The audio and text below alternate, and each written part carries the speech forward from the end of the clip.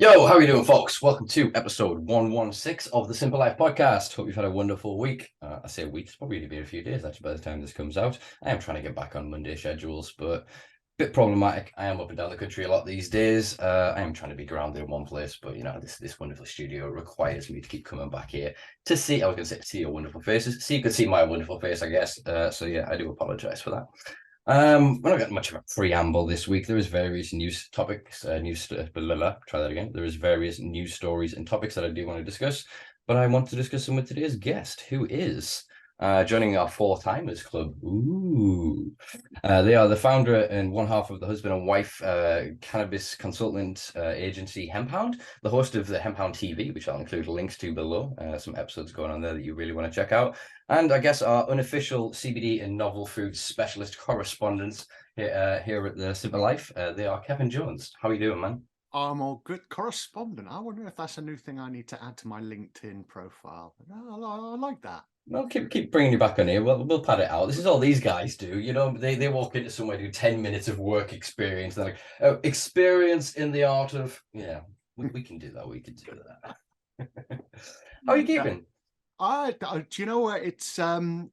It's never a slow time in the industry. It's always fast paced. There's always things to keep eye on. So yeah, I'm busy trying to get Hemp Hound TV up to where I'd like it to be. It's still in nappies, but it's a cross between what I do and then finding the time to film. So it's nice to be on here where I don't have to pull the blue glasses out for reading, and nothing's planned my side. It's just basically you asking me questions and me giving my 5 pence worth. Nice. That's what I love about this, the free flow of this. For all I do have my little notes just to remind me on 90% of the shows, as you know from previous recordings, we just ignore this and go off on a wonderful tangent. So yeah, you are more than correct. It is an incredibly busy space to operate in, as we're seeing, especially when someone like yourself is lifting up the rocks that you are, that are delving down the rabbit holes and trying to shine a light onto some of the more darker corners of what I like to call, we're not even just the medicinal cannabis industrial complex, but the cannabis industrial complex.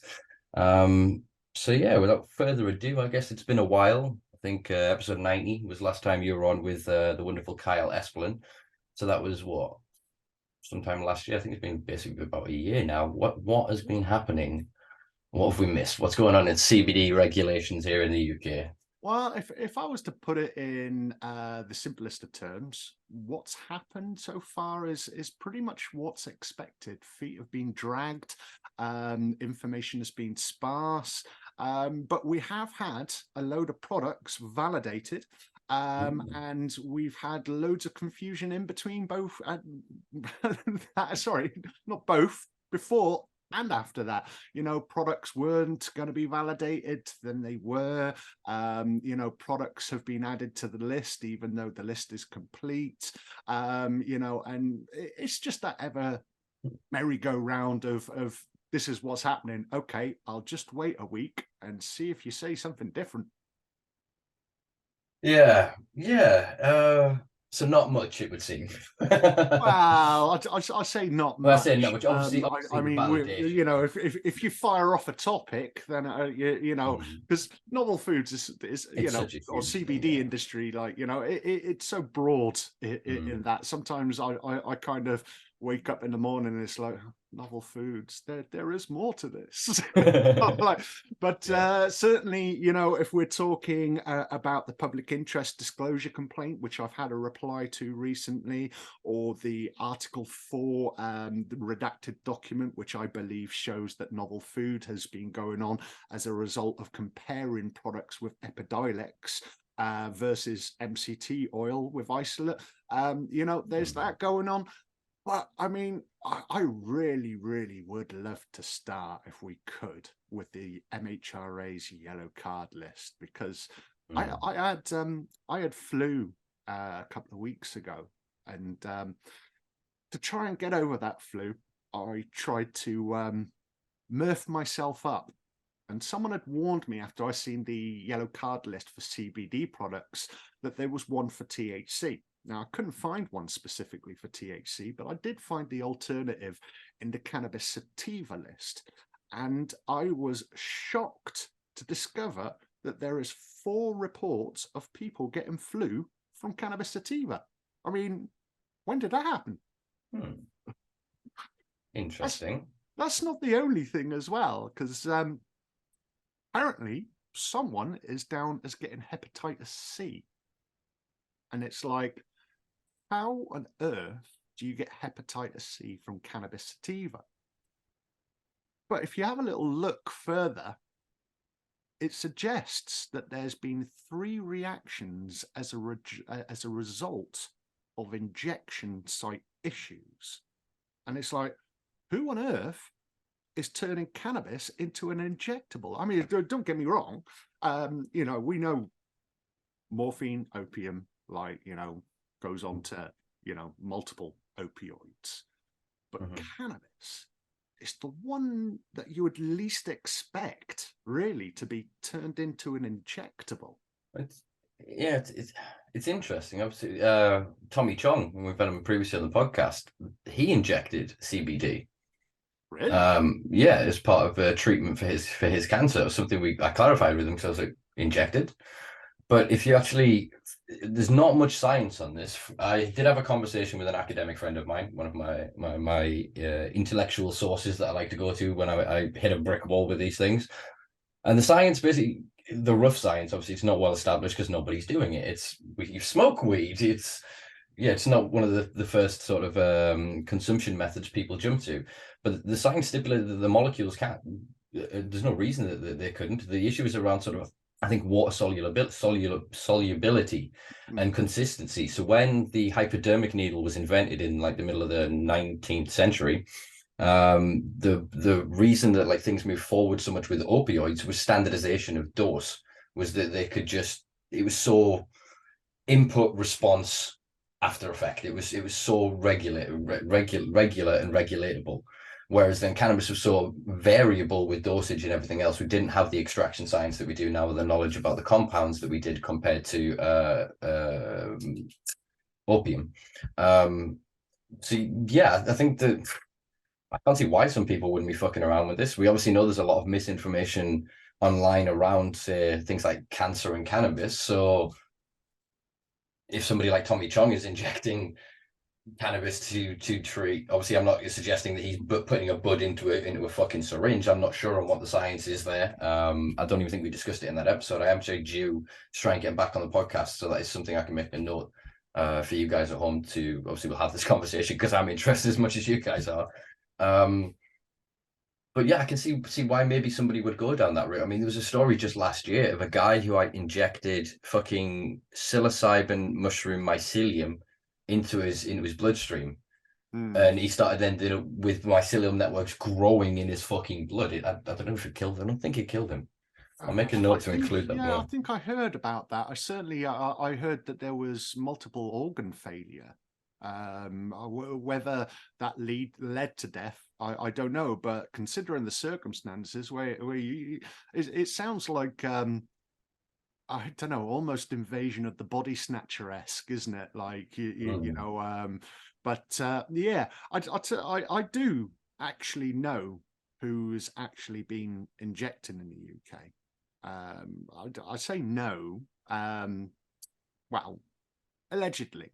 Right, because when I started off Hemp Hound, it was in the height of COVID, right?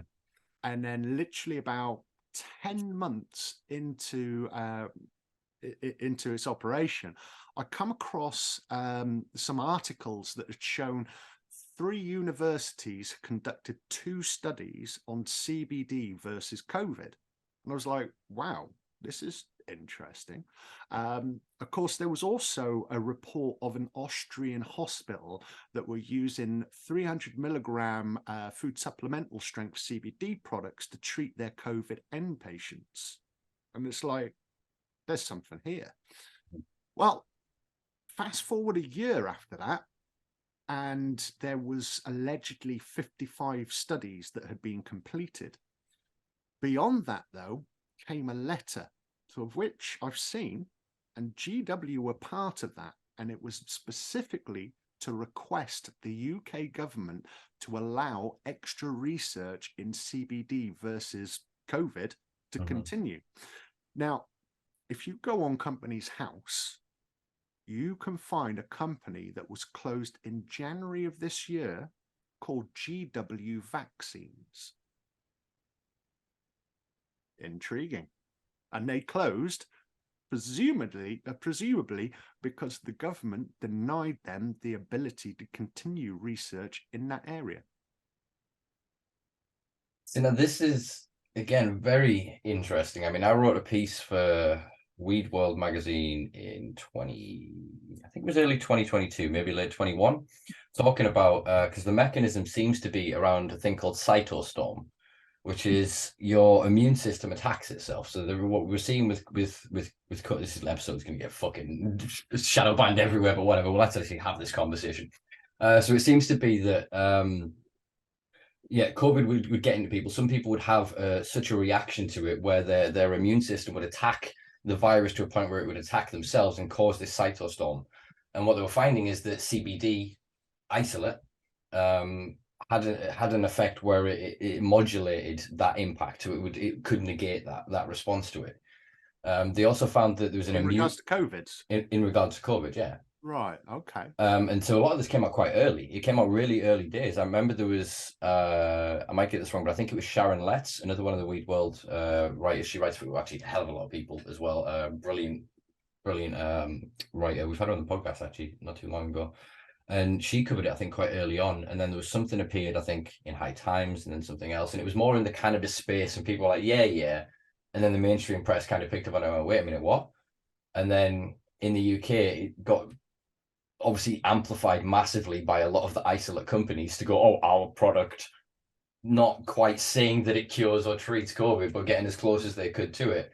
But I do think there is something there. And I think that, again, they're misunderstanding the nature of cannabis. I say this is a non-academic. They've got mountains of scientists and all the people, but I think they're trying to apply cannabis and cannabinoids into a traditional pharmacological model that it doesn't fit.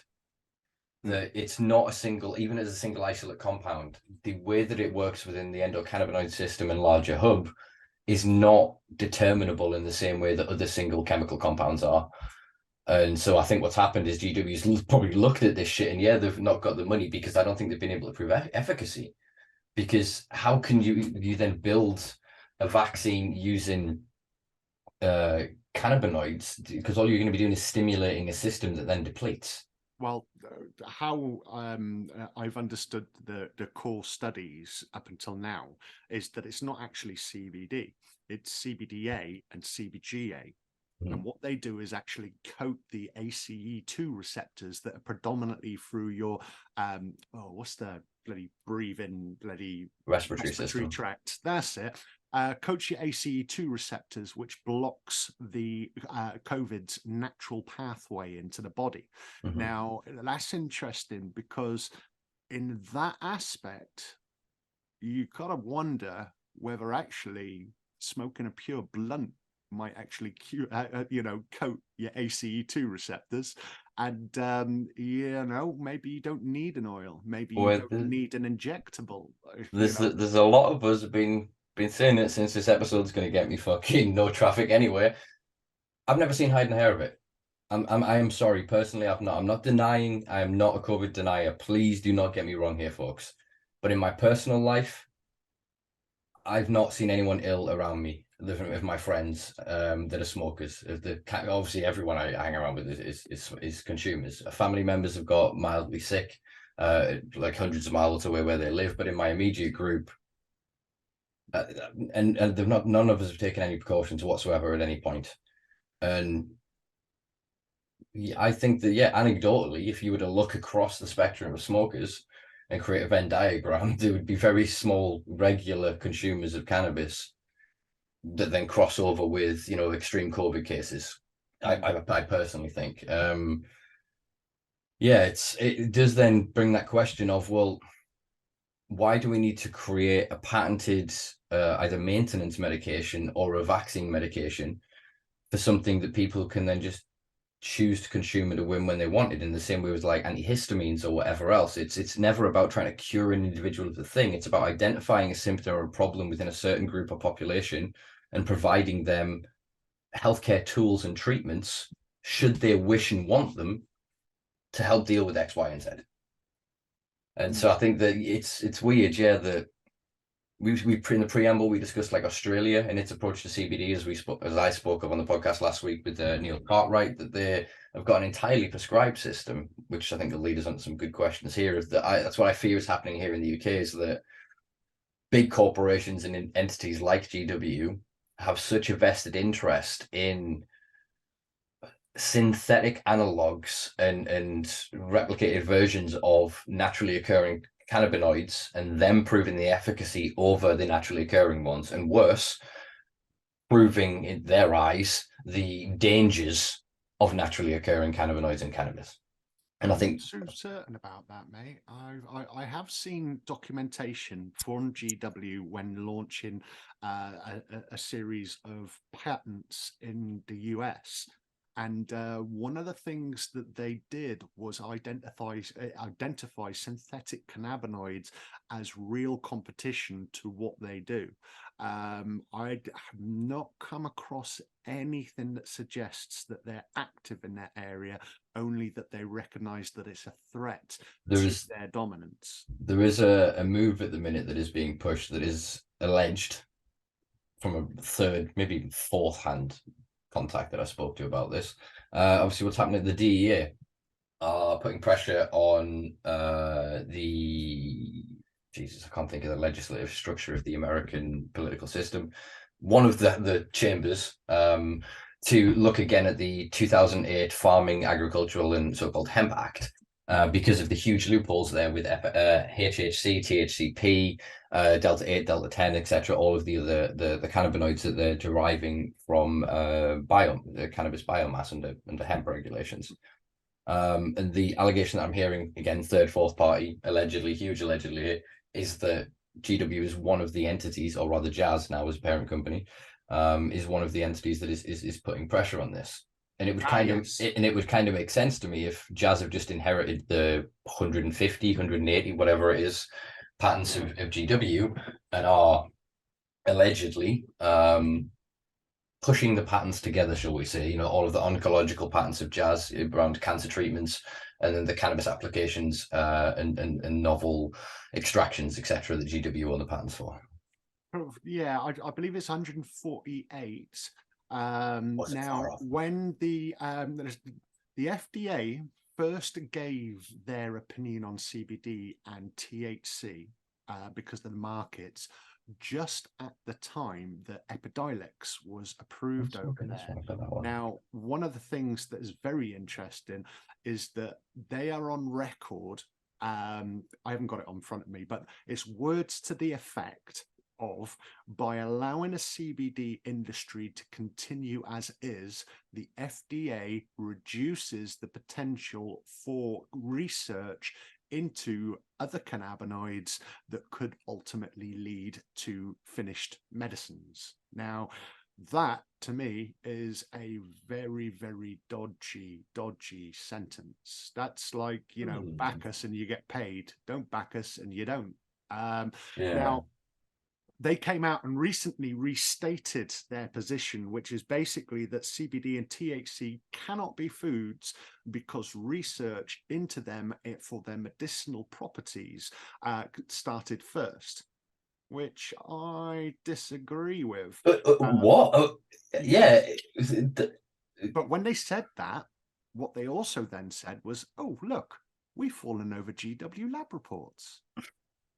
Right, and the thing is that I get with between the US and the UK, right? Was it the 1961 UN convention that actually outlined a series of cannabinoids that should be defined as illegal, and then the UK introduced them into statutory bills around about 2007 to 2009. That's when we got 12 controlled cannabinoids, the 5 variants of THC Delta, the 6 variants of CBN and Delta 8. Now, Delta 8 has always been interesting to me, right? You know, it's available on the plant in small properties, but if you stick CBD isolate through a process, you can force decarboxylate it through a natural chains that are time sensitive, I believe, to the point that they'll produce Delta 8, 9, and 10. There's also then further decarboxylation from there. I believe if you leave it for a week, it turns into CBD hydroxyquinone. CBD HQ.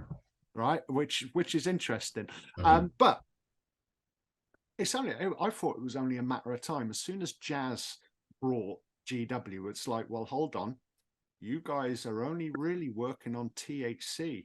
You guys don't see CBN as we do. Delta 8 is very interesting.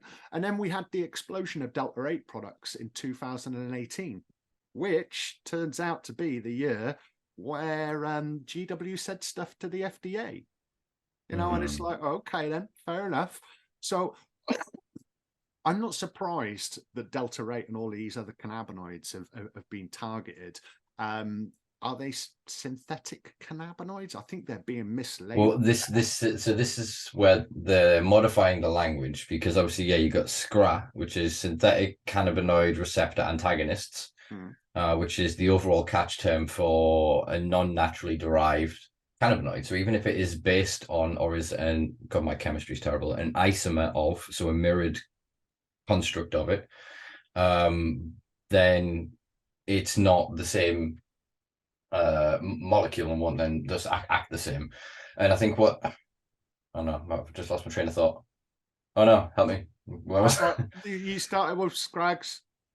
Oh yeah. So the different definitions of, and so then they're trying to break it down now with synthetic, and either they're calling it partial or semi-synthetic, dependent on the academic papers you're looking at. Again, there is no real, from what I'm seeing, defined consensus on the nomenclature around these things, but they are trying to work out where there should be a difference, because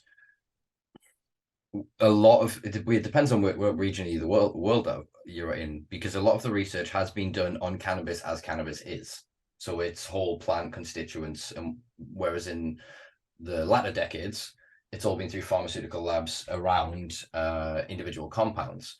You know, we have pretty good anecdotal evidence for centuries of humans consuming cannabis, with, this will lead us on to another question, of people with nobody dying from consuming cannabis.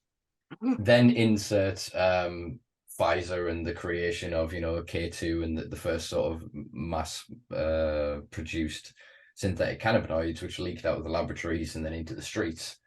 And again, we can see more of the damage that occurred from those compounds because we have a longer period of time to study the data from, whereas a lot of these other cannabinoids are very new, very recent, and we don't know, frankly, what they're going to do. And I think there has to then be a conclusion drawn between these things until something else is sort of made aware. And my frustration is that natural THC should come first. That's the thing that we've got all the evidence of. It's the most predominant thing in the plant. It's what most people seek in it. It's what most people are actively wanting. And then let's explore the other bits. Once we kind of open up the legislation there, and not legalized in their sense, but made lawful ubiquitously in our sense, then we can have that space for all of that research openly, rather than in the confines of GW and Jazz's labs, where it goes towards, as you said, formulation of new medications, patented medications that make good money on returns for their shareholders. Oh yeah, but not so much if they're defined as a food. So I'll tell you what, you kind of mentioned deaths there, and of course I that was brings us triggering you onto it. Yes, back to the yellow card MHRA list, like, because there has been 33 deaths recorded due to cannabis sativa. Where have I heard that number before? It is an intriguing number. One of those deaths is administration route with few reports, and it's like, hold on, what does that even mean?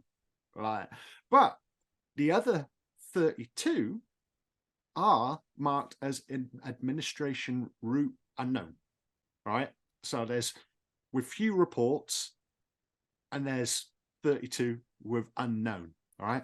Now, interestingly, I believe this list is actually cataloguing adverse reactions to GW Pharmaceuticals lab reports or trials, right? It's just weird that the list itself says cannabis and skunk. And it's like, hold on, what's skunk doing on a list that is supposed to be for medicinal products and their associated adverse reactions? Now, correct me, mate. Do you happen to know someone who's got a I don't know, say an association with skunk? Well, that's the thing. See, who has? Why is it there? Is it there to demonize whilst protect someone's IP? I don't know. Because if you have a little look on the CBD list, you'll see Epidiolex there. And you'll also see Sativex, but Sativex shouldn't be there. It should be on the other report. And if GW in any way, now I believe they use most of their CBD from that strain M250 that British Sugar grow for them. But CBD does have the skunk does have a cannabinoid content.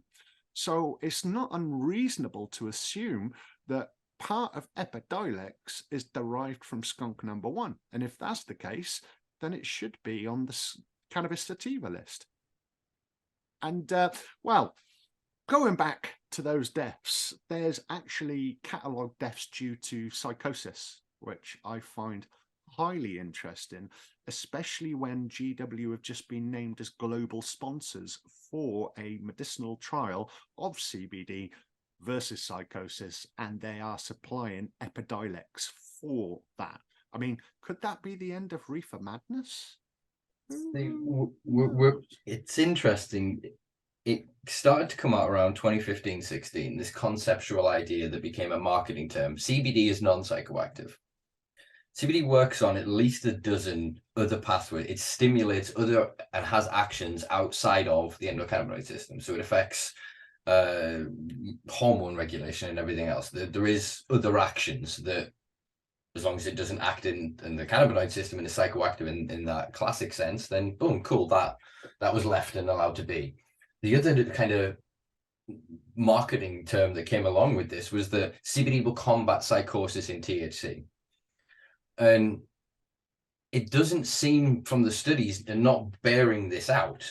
And when you look at the studies, and again, my favorite thing is to look at the bastardized numbers, to look at how they've squeezed and, we can get rid of these 5 people and move these 5 people over, and we break the study in half and then get to their result.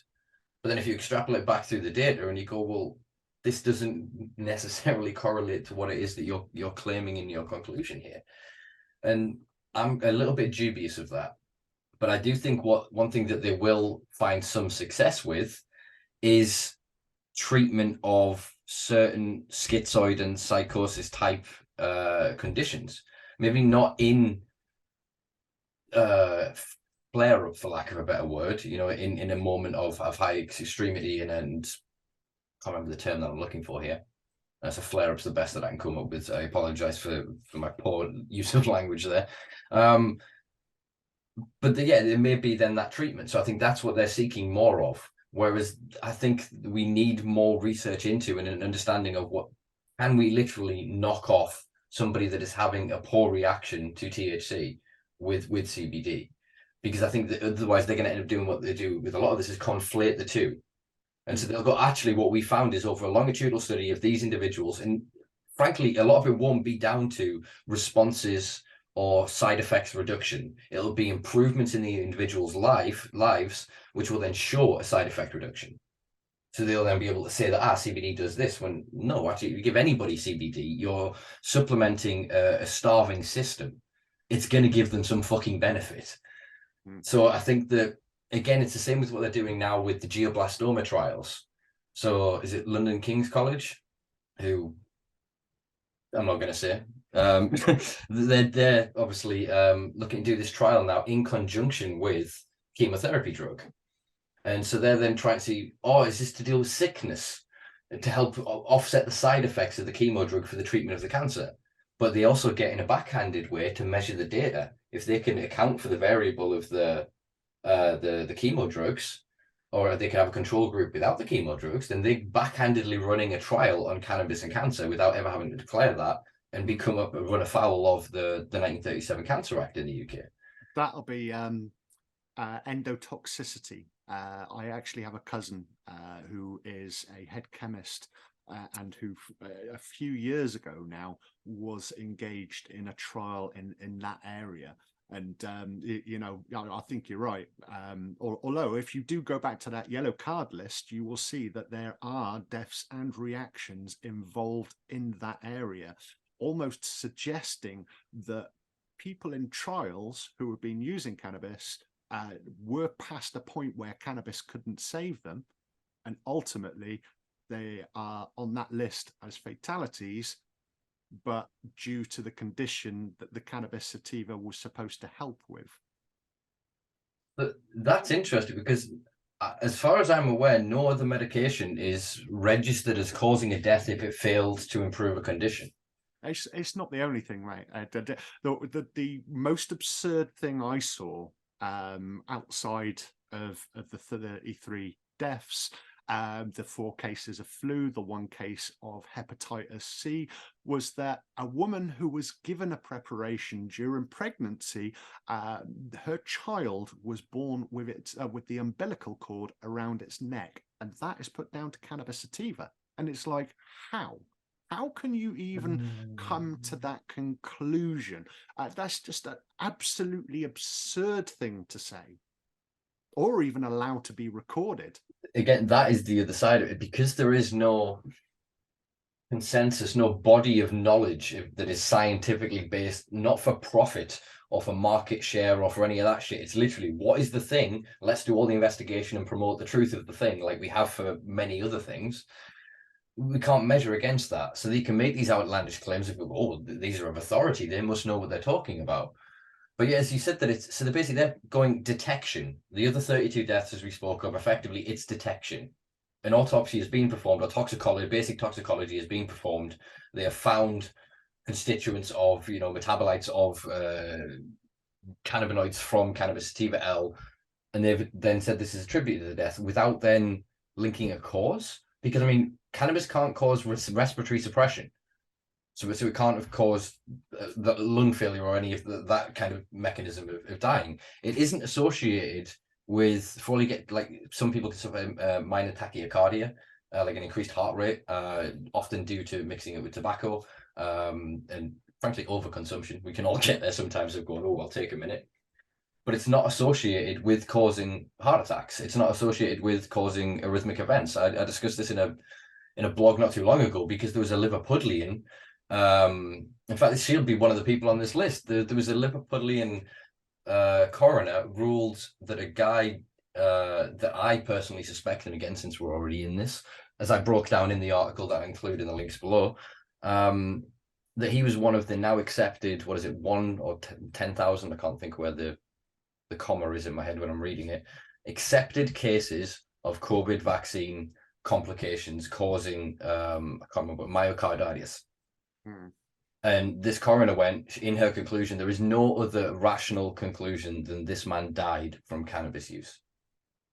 And so I obviously break it down and go, well, is this the case if he's the first guy to do it? Because obviously I wasn't aware of this yellow card system numbers. Or is it more likely that he's one of these 1,000+ cases recognized by the government now as being having this health condition caused by vaccine damage? I've actually got one of my clients, his wife had a very, very nasty reaction from the COVID vaccine, to which she is now walking around with a pacemaker. I believe that her pancreas was partly, I'm not even certain, but there was this, you know, oh, it can't be from the vaccine. It can't be from the vaccine. And I do believe that he's still chasing that. But I mean, this kind of shows where, I mean, my mother, she's very big on statistics. She did a law degree and was annoyed because she wanted it to be all about numbers. And she always told me that numbers paint an interesting picture, And I think the way that governments have got doctors to basically either claim it's COVID or say it's nothing to do with the COVID vaccine is, shall we say, influenced. But if we go back to this yellow card list, right, there's one more absurdity that ties into this. And that is that out of the 33 deaths, right, 11 of those are classed as sex unknown. Right? 9 of those 11 are marked as age unknown. Take a screenshot of that picture. The only thing I can think, again, tinfoil hat, the only thing that comes to fucking mind here, thinking live on the spot here, and as I say, this podcast probably has taken down anyway, who gives a fuck? Are they doing some sort of testing on embryos, live embryos? Why else? Or are they just literally trying to? That's the farthest extreme of my tinfoil hat. The other side is that obviously, yeah, they're just trying to hide any ability to work backwards. That if you could be given a date and an age and a date of death, etc., you could look through coronary records and start to work backwards and figure out who these individuals are. So it's either shady as fuck here, or it's woo all the way saying over there. Like there's nothing that, in my opinion, from my oversight here and my professional opinion, how is that not them doing something highly criminal? Them doing so at least highly sus, allegedly criminal. Well, is it? I don't know. Now, let's be honest. I suspect it's GW. I discovered recently that GW do all of their lab, most of their trials in Poland, or at least have done recently. So where they're testing a UK product and those reactions should be classified by the MHRA, I wonder if some of those details have kind of either slipped off paperwork, which you would think when doctors and chemists are involved, that would be highly unusual, or someone has decided that that information is not warranted. But either way, something isn't right there. And it's not just that. See, I mentioned the CBD list, which in itself is hilarious. Apparently, I think 10 people have died of CBD. It's 10 or 6. I haven't checked that out properly for some time. But again, you've also got someone from 2006, the first fatality from CBD. A big question's got to be asked there, considering the CBD explosion started 2012 in the US, 2013 for it to start getting a little bit of legs on it. Yeah. 2013 is the first company in the UK I can find that was possibly looking in there, but they dissolved. In fact, most companies that tried to jump up in 2013, 2014, dissolved. So who was about in 2005, 2006, and how on earth did a doctor who presumably, with today's environment, with how nice look at things, how could a doctor accurately conclude that that person had died from CBD? But here's the thing, that person was classed as sex unknown. And it's like, if you cannot tell the sex of a person who has died, how on earth can you tell what's killed them? It very much feels like the doctors are rubber stamping. They're being given paperwork by third party. You just stamp this, no questions.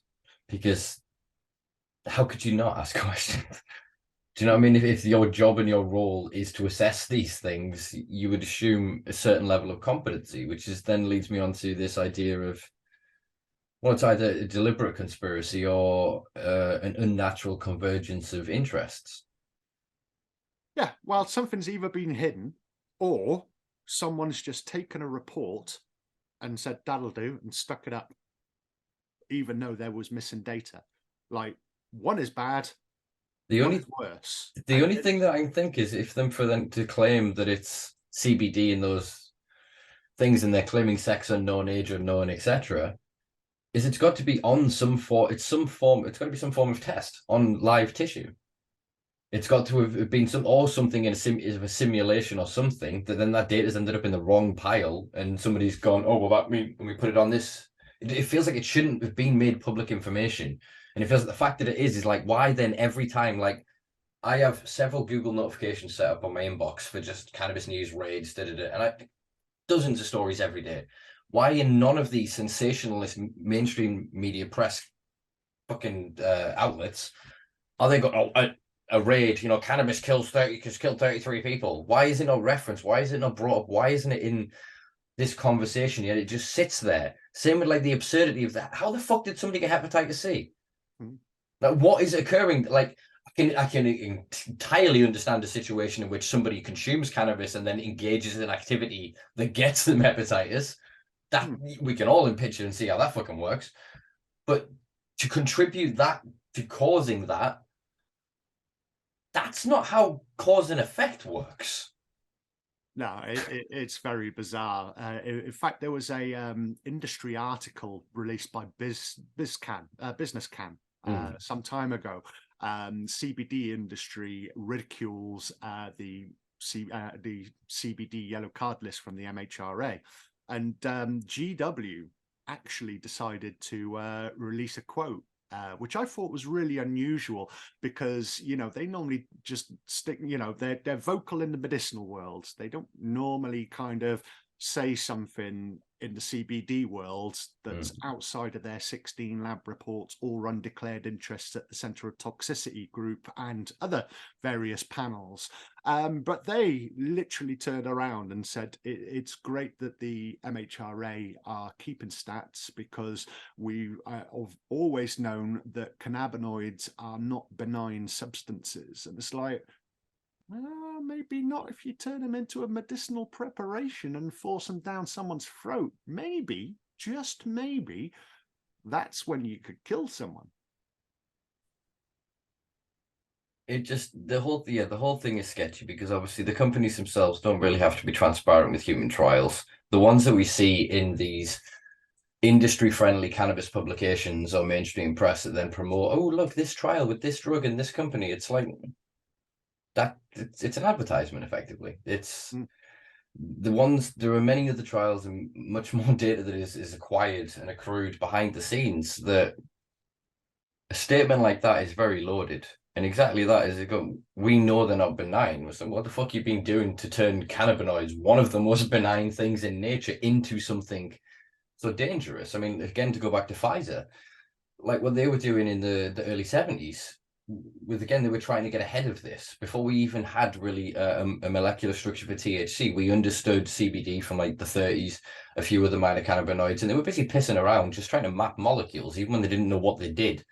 They were just trying to figure out, can we make something that is similar to this and then study it, because people say that cannabis does X, Y, and Z. So they were ahead of that game, and they created these compounds that caused all of these fucking problems. That now obviously these latter generation organizations like GW, I mean, GW was, again, you got to think of their founding. There was the Royal Commission that came back in 98, got buried in the fucking Journal of Psychiatry for its recommendations. And what, 6 months? Not even that. GW is established and founded, and then it operates without license or any lawful protection until the law was then changed in 2001 with the misuse of drugs regulations. That's the year that they got their first research license. And funny enough, all of the deaths combined on that cannabis sativa list, right, they start from 2002. And in fact, if you have a little look on the list, you'll see that I believe there's 6 reactions, right? This is interesting because the list was started in 1972, all right? And you've got to wonder, right, because the first report, if I remember correctly, was basically multiple organ failure. And it's like, well, hold on. We talking 70s weed? You know, I don't get that. But yeah, about 6 reports between then and 2000, and then from 2001 onwards, you've just got a whole barrage of deaths, adverse reactions, non-serious reactions, and it's like, well, who was making medicines back then? Who was performing trials? Right, you know, you'll see if you check out these lists yourselves. That on the cannabis sativa one, as I mentioned, it says cannabis sativa as yet defined or as yet coded, right?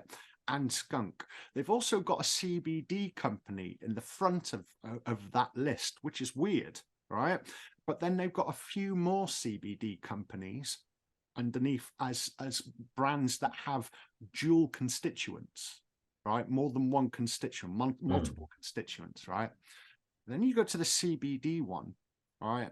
Now I mentioned Sativex is in there, right? But it's got Noidex, it's got Tilray, it's got all of these T20 C0s, and it's like, but it's supposed to be for CBD. Why are they not on the cannabis sativa bloody list where, you know, with physical buds? I mean, you know, it's just basically a big farce to throw everyone off the chase and make people think things about cannabis that the companies and authorities that want you to think that about cannabis are now actually allowing things like GW's Reefer Madness trial. Well, Again, it makes sense though, because if the trial is successful, it works in a dual outcome for them. They get the benefit of owning the patent of the drug that they say is the one that's going to deal with all of the issues that they've helped promote in this artificial reality that they've created through the press.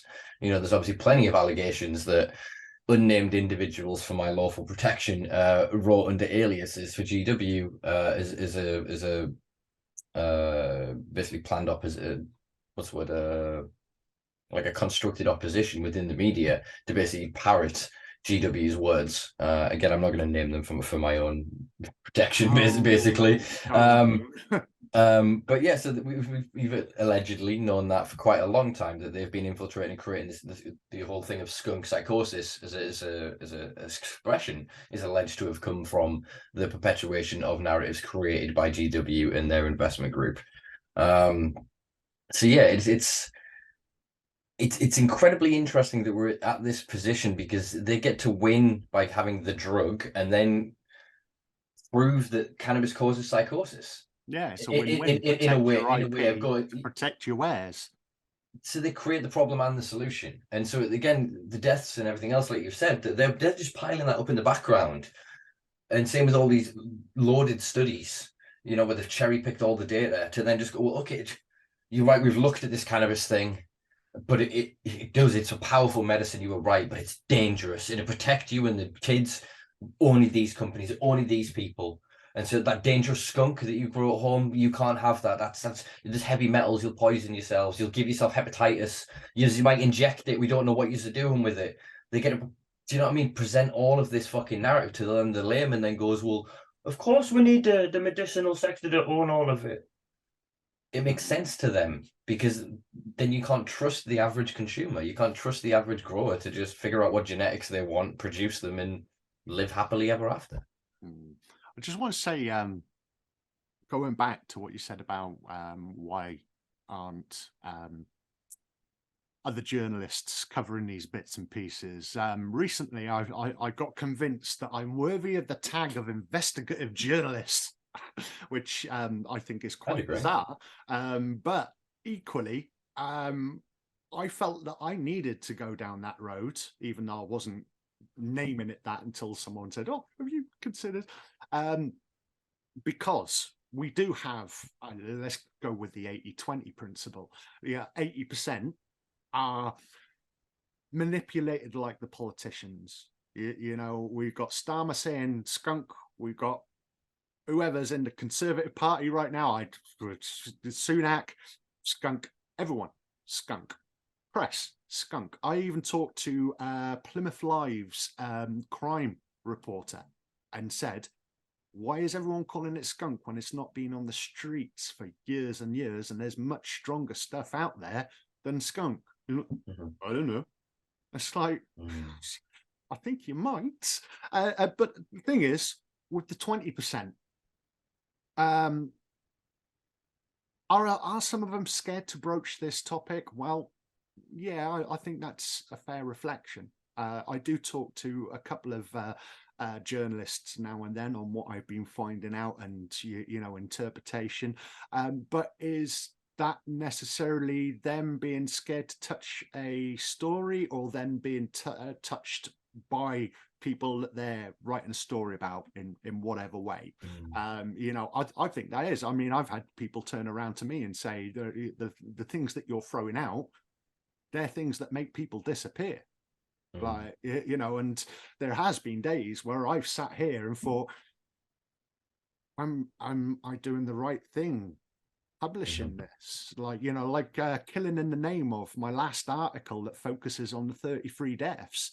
People are like, that's a line that you're crossing. But actually, literally every single article I write is a bloody line that most people don't want to go beyond. But the thing is, I'm not saying I'm not most people. I'm just saying that in my head and the way and history that I have with cannabis, I cannot be quiet. I came into this on the community and cultural aspect. I am here right now as someone who endorses food over recreational and medicine. I'm in a minority. I believe, in a sense that you find yourself in occasionally as well. Is it people too scared? I think that's too easy a kind of term, because being scared can come from many reasons. And like I said, I've been too scared a couple of times to press that enter button, but I still do. And I still will, because I think people who are prepared to tell the truth on what's going on and highlight key evidence that backs that up, that's a dying breed. Like, there's too many in the 80% that are just like, tell me a story, tell me how you want me to write it, and I'll do it. Well, that's not you writing the story in the way you want to cover it, showing your dynamics as an author, as a journalist, or as someone who was prepared to actually say, well, this is brilliant. However, let's go outside of this and see what's here. Like, if people started doing that, then that 80% would shrink. The 20% that are a little bit worried, that'll shrink as well. But it's just saying, come on, there is blatantly craziness going on. There needs to be more people covering it, and it's not just journalists as well. It's the companies out there that need to really pay attention. Some of them, they see what I'm doing, they stick their heads in the ground. Others, they don't see what I'm doing because they're just too busy plodding along trying to manage their main concern. If there wasn't the likes of me and you, then there's a lot of information that wouldn't get out there. It wouldn't be accepted. It wouldn't be heard. And I think for that, mate, we've got to represent. We've got to fight the good fight. And hopefully one day a story will come that will blow the lid off everything, and people will start saying, oh, hold on, that picture's not as rosy as you guys have been telling us. And hopefully that day will come soon. But we can only hope. I think what we need is we need to find an independent filmmaker, bit of a risk taker. I think a documentary on basically it would be the evolution of GW and showing this interwoven corruption between the state, successive governments, and private business vested interest in a key group of individuals. I mean, it's, as you say, it's one of those things that makes you duck when you hear a car backfire kind of things. It needs exposing. It's the same with, there's so many things in our reality now where I saw an American politician, I think it was last year, was calling, and he was saying for a Truth and Reconciliation Committee in America where the government basically admits the shit it's done. To a certain point, it goes, all right, and the idea was to give the people enough closure on some shit so they could start to figure out what the hell is happening in the modern era. because most people are still stuck, as we were talking in the preamble before about like conspiracy theorists and where that came from, like the Kennedy assassination and, you know, then the death of his brother and the fucking Martin Luther King, fucking Malcolm X and all the rest of it. They did a lot of fucking shit that, although is, I would say at this point, basically proven, if you look at a lot of the documentaries and stuff that have been made, and in some disclosure documents, in a backhanded way, they are kind of accepting it. But I think the same needs to happen here. We need to figure out what the fuck has happened and grasp reality, have a foundation, so then people can come together and go, okay, now we've got that dealt with. What the fuck has just happened over the past 5 years? Like we know the past since the market crash in 2008, nobody has really caught their breath. Even the guys that are riding the wave and have become billionaires, they're still just keep going and going and going. But the wave is crashing, and like I said, we need people to investigate what has happened to bring this information into the public consciousness to inform that decision making moving forward. Because it's, I'm just gonna, I feel the need to backtrack slightly, because I put 80%, 20%, and me, which doesn't make 100%. But then it's not only me, and it's not only you and your sector as well. There are some people out there, some very good people. They do investigate. They might not publish bits and pieces. There are a few people that do share posts and start asking questions on the side of that. So if I'm honest, it's probably more 75%, 25%. Just felt the need to kind of clear that up. Because that still don't work, because you still need us as the third element. Well, no, we'd be in the 5% that are actually kind of representing the cause as we believe it should be represented. Oh, so all right, I heard 75, but it was 75 and 25. That, all right, yeah, bottom set maths. Yeah. 75, 20, so that's 95, plus 5. So that's... There you go. We got there eventually, yeah. It's like maths GCSE all over again. Oh, God, don't get me sweating. Yes, and more people do need to do this. And as we said, I think the media thing comes down to conglomeratization. What occurred in the late 70s, moved all the way through the 80s. It exploded through the 80s and early 90s, so that people like Reach Media, for example, we've all seen recently, they've rehashed their classic story that they were putting out of going, what to do if your neighbors smoke cannabis. They've now added, what to do if your neighbors smoke or grow cannabis. And it's the same bullshit. They regurgitate out. They own, I can't pull the numbers off the top of my head, but I have done a deep dive into Reach PLC on my website. They own hundreds of radio stations, hundreds of media outlets, plenty thousands totaling all their body.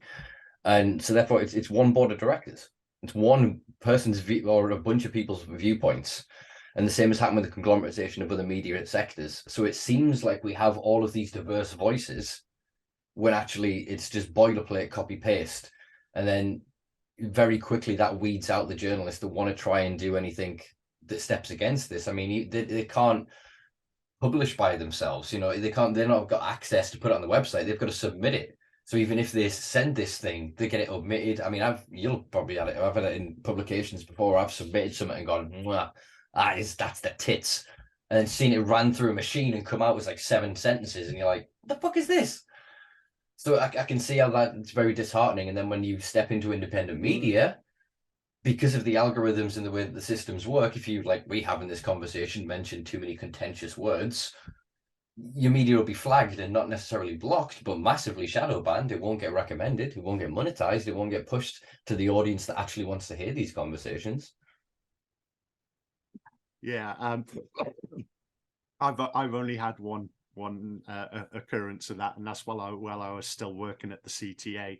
I wrote an article that covered May and Aikens, and basically Mike Carlington at the time was like, look, I'm really sorry, I've got to remove that, because at the end of the day, when you're in the position that you are in, you have to be careful with what you say. Now, I kind of understood what he was saying from that, and it was in the early days of me writing, so I could have been a lot easier in the way that I structured that article. But equally, it kind of comes back to that, the 75-25, where is being safe actually not good for the industry that you're working in or trying to inform? And, you know, a lot of people will turn around and say, oh, there's proof that shows that May and Aikens have not had as much hand in the craziness as there initially was. Now, I've yet to see this proof, certainly with Aikens, but with May, well, I've seen her kind of dabbling with cannabinoid specifics and dynamics from as early as 2013. So, you know, you wonder how much influence and input she has had in that area, whilst she was also buddy with GW, because they had or have a 20+ year strong working relationship with the Home Office, and of course her husband, who was the relations manager for Capital Group. I mean, what does a relations manager do? Are you doing okay over there? No. What's wrong? Can you have a word with your wife? Yeah, go on then. Like, you know, you sit at a dinner table. What are they going to talk about? I saw someone today I can't talk to you about. Yeah, whatever. I'm sure lots of conversations were going on there. And, you know, I've yet to see anything that has convinced me otherwise, that she has not had. In fact, I'll stop right there. I would categorically state right now that the UK position on cannabis is purely down to her legacy. Right, you see it back in the day. You know, you had that ACMD report when she was still about, where they recommended decriminalization. That was dismissed. I also saw, I was in Cardiff at the time. When was this? About 2003, 2004, somewhere where they outlawed cat. Like, you know, the Somalian herb. And she did that despite evidence from cultural specialists and scientists saying that there was no harm in it. Although we hear the sensationalism that it's a cross between chewing ketamine, LSD, and speed. I mean, that sounds quite interesting, but I doubt the plant is going to be that dynamic. Not when you have specialists saying no. And, you know, of course, she also said multiple times that cannabis has no medicinal benefits. But then, you know, she would have been talking to GW, license requirements, yeah, what do you want? The likes of, she would have been aware of what's going on. So is it another game there? You know, with the kind of skunk is bad, but here I've got a preparation with cannabinoids that I'm not going to tell you they're made from skunk, but, you know, yeah, there's too much craziness in there. And I would say that the UK is still dealing with Mayisms well past the time that she left as Home Secretary, and certainly probably through her time as PM as well.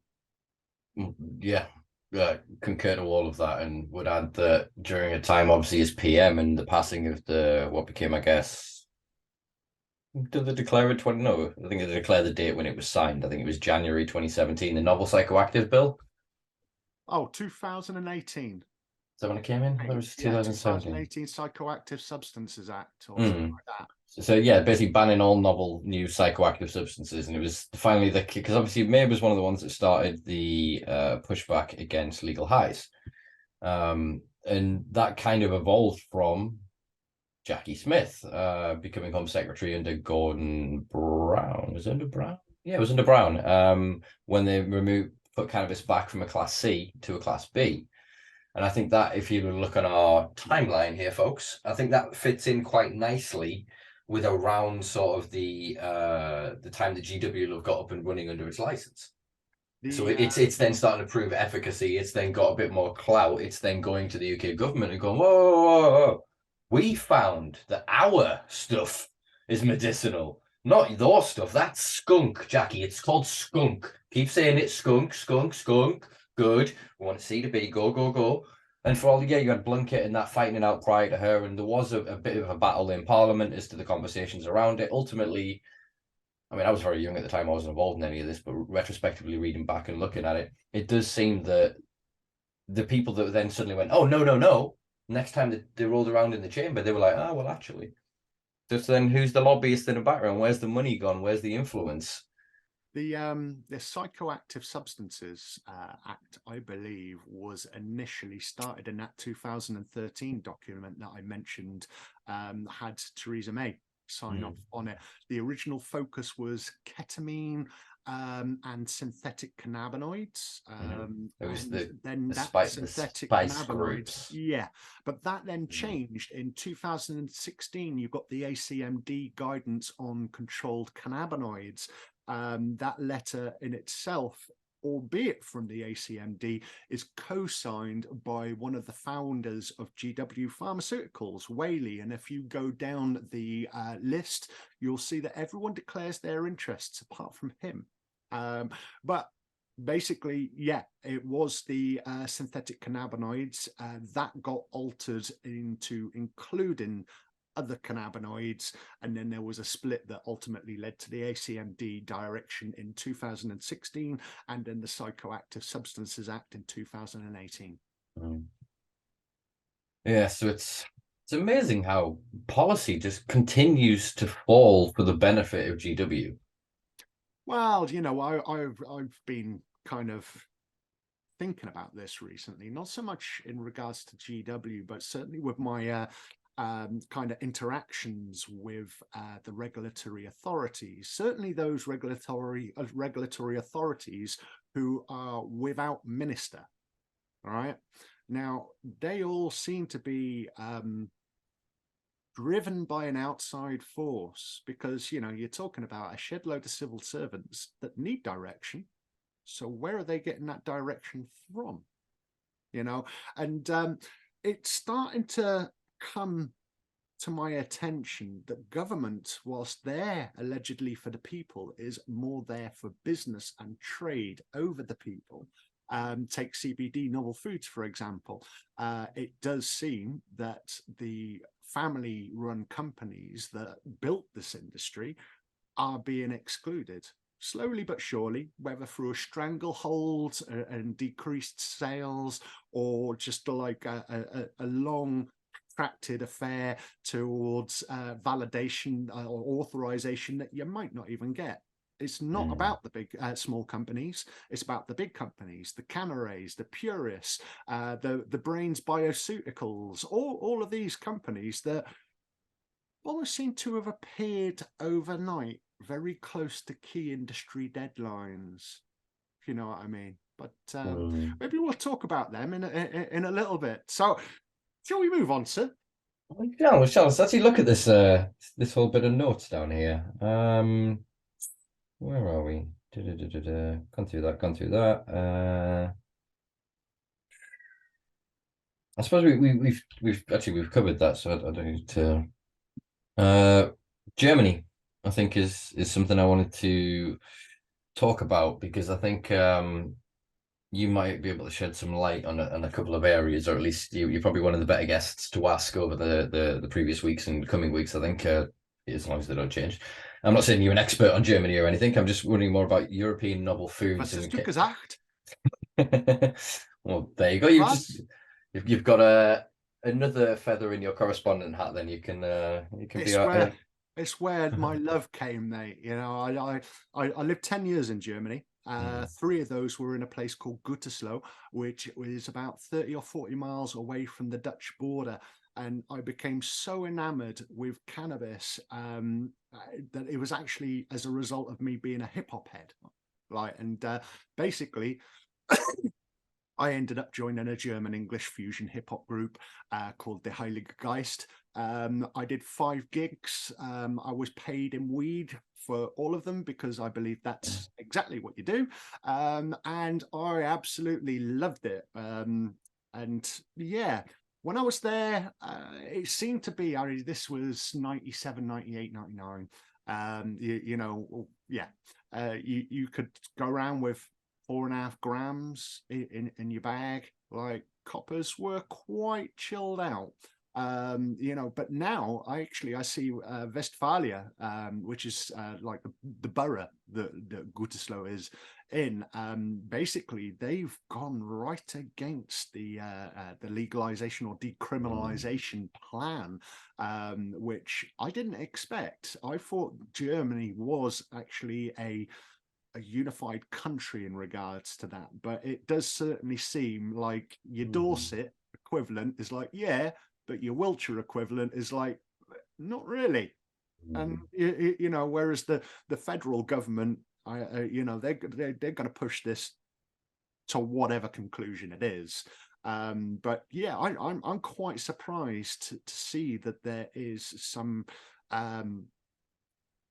resistance. But it's not just there as well, see, because I know your thoughts on this.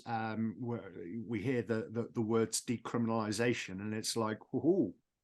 But actually, there's a lot of businesses out there that are concerned that, hello? I'm opening my loft hatch because it's getting so smoky in here. I'm struggling to see my screen. So I'm trying to vent some smoke out.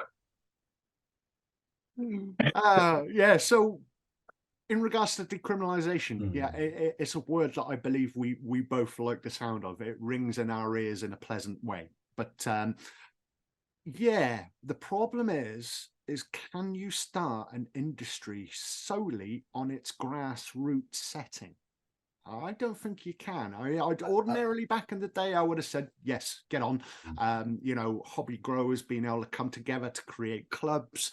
That sounds like a utopia to me. But I also recognize that the business does need some kind of access and representation, because they're the ones who are already going to have the vast majority of any infrastructure that's required. Storage houses, if anything's being shipped, appropriate labs for testing, the likes of all of these things technically could be being placed out of reach, both for the clubs and the businesses.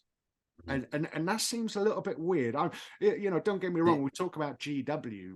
I would even go as far as to say to an element that there should be equal representation of the consumer with big business and with GW or the pharmaceutical companies. I just think it makes sense, because they're going to batten down the hatches at some point. They're going to be able to get master growers. Their wares are going to be spot on, and they're going to be able to give you a more concise breakdown of what is in that bud than someone in a shop. But equally, they're probably going to give you a massive breakdown on the terpene potential and the ratios of cannabinoids. So you've got two different knockoff shops there, if you like. But then equally, while saying that, I do believe that the consumer should have the right to not be kind of labeled as recreational, medicinal, or someone who's feeding their endocannabinoid system. And they should have the ability to see if they're green fingered. And if they're not, then they should have the ability to go and see big business. And if they're ill, they should have the ability to go and see big pharma. That makes sense. So it does seem that it's quite heavy in the consumer aspect, and I can understand why companies are saying, "Hold on, this don't work for us." All right, and it's not looking at the cash generation, and no doubt there's going to be plenty of money in Germany for this, and part of their kind of grievance is going to be because of that. But equally, it's also about just putting everything in place in a sensible manner to allow for that project to hit the ground running and not hit it and then splutter after 2-3 steps and have to go back to the drawing board. Yeah, I agree. And I guess you must have mentioned the German thing to me in the back of my head, because I did make a point of going, "Oh, what's Cefyn about Germany?" I'm like, why? Clearly, okay. I've obviously clocked that from a previous conversation. It's because the yellow smoke is rising, and it's because it's right for the smoking. Roach and Rizzler in my hand, you be damned, because that stone is the weight of the crew and what but multiple methods, and then that goes for the brew. So you over there, pull up a chair. I think that you all better beware and recognise that CJ is wise with the chronic joint bong bucket. How the fuck do you want it? I love how you still remember that. That's fucking awesome. That is fucking awesome. Yeah, man. I agree entirely with what you're saying. It has to be that collective approach of everybody. If one of us goes past the finish line without the others, they'll falter and fail, and we'll have to then draw a new line and try again. Then we let somebody else pass that line, and that fails. Then we draw another line. The legalization movement, air quotes legalization movement and model, will always fail because it doesn't allow for variables like me. That, yeah, I will pop into your McDonald's and your Google, not your Google owned versions of these places every now and then to grab something, but I'll be aware I'm buying from McDonald's, as it were.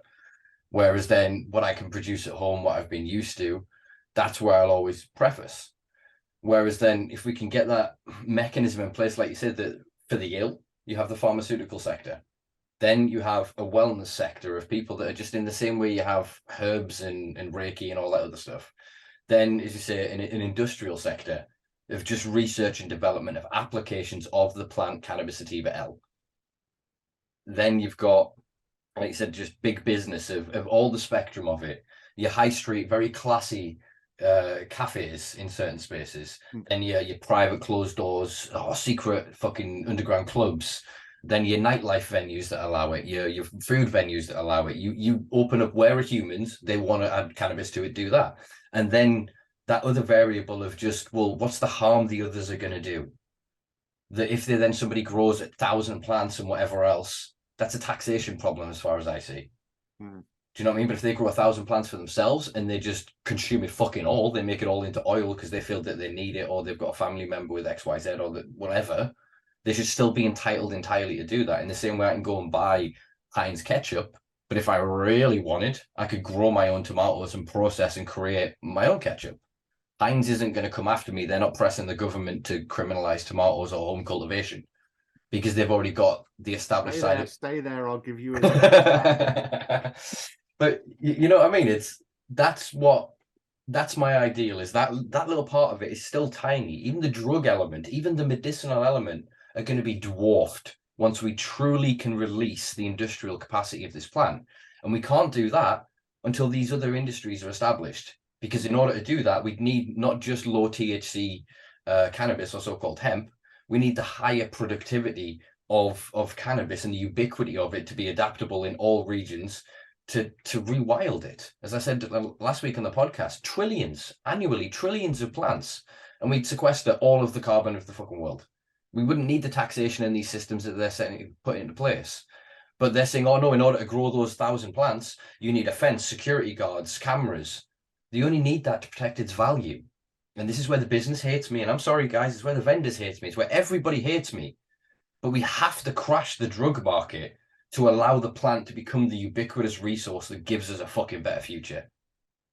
Well, yeah, that's because I talked to Stephen Oliver about this, but I allowed him to air his opinions a little bit more than me kind of jumping in, and that all came down to the major issue for him was that setting up as Germany are planning to, but we've got to remember it's only a white paper, it's not been finalized yet, or at least not that I've seen. But by going through the route that's pre-planned, it doesn't negate or eradicate, or at least reduce significantly, the black market. But then increases it, from my interpretation. Yeah, but I think we've talked about this before. If laws change, then there would have to be a reevaluation of the definition of the black market, which, as you said, if someone grows 1,000 plants, that's taxman territory, that's HMRC. If you're doing that, then maybe there should be a bit of paperwork, traceability, those bits and pieces. But I lost my thread. You were saying about the redefining what is then legal. That's it. So I mean, if it's 4 plants, and that's agreed. I really, to be perfectly honest, I think that's a decent number, but equally I think their white paper draft was the most recent one that I reported on the maybe last week on Weed on my weekly blog. is it's 3 plants per year per household. Yeah, And the genetics have to be purchased only from the clubs, and you're only allowed to buy however many cuttings or whatever it is and seeds. They're bought from the clubs, and the clubs will keep a record of it. It's quite similar to what's going to be implemented in Minnesota. Minnesota's just become the 23rd air quotes recreational cannabis state in America, and they have a really unique seed tracking law that is basically meaning that the Minnesota Agricultural Department are responsible for any genetics inside the state. So they're gonna have to pre-approve the genetics that are then purchasable and usable. So I think Germany are almost fall. It feels like, as we've said for a while, I think we've alluded to on a previous podcast, although I've said a lot on this podcast, it feels like these are trials. Or there is just an investment group. There are the people at BlackRock, Vanguard, and whatever the hell it is, and those kind of huge companies that are just looking at this and going, well, figure out the thing that works and we'll buy it. And so America's got, luckily, 50 odd states where it can do different trials of, oh, we'll try medicinal here. What happens with the big agricultural experiment they're doing across the whole country? Then they're trialing 23 different models of air quotes legalization. They're trialing 34 versions of medicinal access, each one different, slightly different. And it feels like to me, if these are being observed on a longitudinal study where we're all the guinea pigs, and then the investors then go, well, we want this and this, and they're just cherry picking and they're constructing it and go, all right, we fixed that part of it. Next, we're going to figure out using it to replace fossil fuels, and they're just breaking and working through this. It just we're in a transitory phase where cannabis is frankly the future of mankind. It just is, as far as I can see, in terms of a renewable resource, carbon sequestration technology, supercapacitor batteries, ethanol, plastic replacements. You then start to look at it as energy production. You can run salt water over graphene derived from cannabis, and it generates electricity, meaning that desalinization becomes potentially lucrative rather than such a cost. Like I said, for remediation of soils and things like this, removing fertilizers, pesticides, etc. There's a multitude of other things when you start to look at terpenes and what they can do in terms of using them in the same way that some other cultures use nicotine as a pesticide.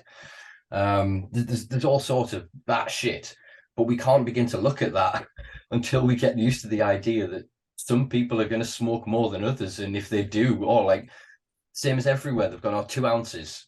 What happens if you carry 57 grams? That's 1 gram too many for people who can't do the math on that one. Like, if you're then criminalized, nothing has been legalized. This is where you're saying I agree entirely about the definitions are so fluid and transitory. This is why I've spent pulling my hair out, why I've been going grey over the past fucking 5 years in this space, is I'm just still trying to figure out addiction, right? Just in my own terms, in my own head. So when I talk to people and I say a word, they understand and use the same meaning, because all conversations just evolve and people will agree and we'll all disagree because, oh, you meant that by decriminalization. Oh, I meant big D decriminalization as a legalese term. You meant colloquial decriminalization, meaning to end criminal sanction, which is not the definition of that when it comes to law, but it is when we talk in our parlance. In the same way, legalization, most people go, oh, that means the end of cannabis prohibition. When it doesn't, it leaves cannabis prohibition and adds a new law that says our friends can make all the money and exploit you all they want. And oh yeah, you can have a couple of plants at home, but do you know what that means? You've just authorized the state to come. We're checking that you've got your 4 plants there, mate. What the fuck? What the fuck? We're giving more of our freedom away to enrich the same people that have vilified and demonized us for decades. Sorry if I've got animated there, but it's palpably painful. It pisses me off beyond measure. It's like, just leave me alone. I am no risk to you. All of the lies you have told, you have now believed. You've been sniffing your own farts. You're high on your own delusional shit. Go away. Just be gone. Be gone. You can have your money. You can own your Starbucks of cannabis, but leave the people who don't want it. So, do you know what I mean? Let's ask you the question then. What do you think is a safe level of plants to be grown before a license would be required? And would it be sensible to say that decriminalization for home use or home growing versus legalization for big business and pharmaceutical industries.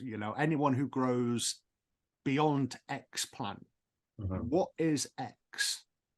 I wouldn't say X is a plant. I would say X is codified in the same way that it is now. So let's use a third-party example because I don't want to put myself into that position. Let's say Mike. Mike is growing 20 plants at home. Police kick down Mike's door.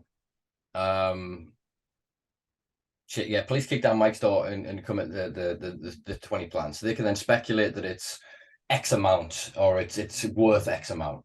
But what they do is there's two different routes when it comes to charging. So they bring Mike into the station, they've counted all the evidence, they've taken the picture, they've counted the plants, considered these are seedlings, these are mothers, these are whatever, categorized all that information, taken it to it, and they've gone, right, either the equipment is of a certain level of sophistication, the numbers are over an arbitrary level. I believe it's still, well, actually it used to be 27. I think they've reduced it down to less than 10 now, whereby the CPS will consider the level of punishment.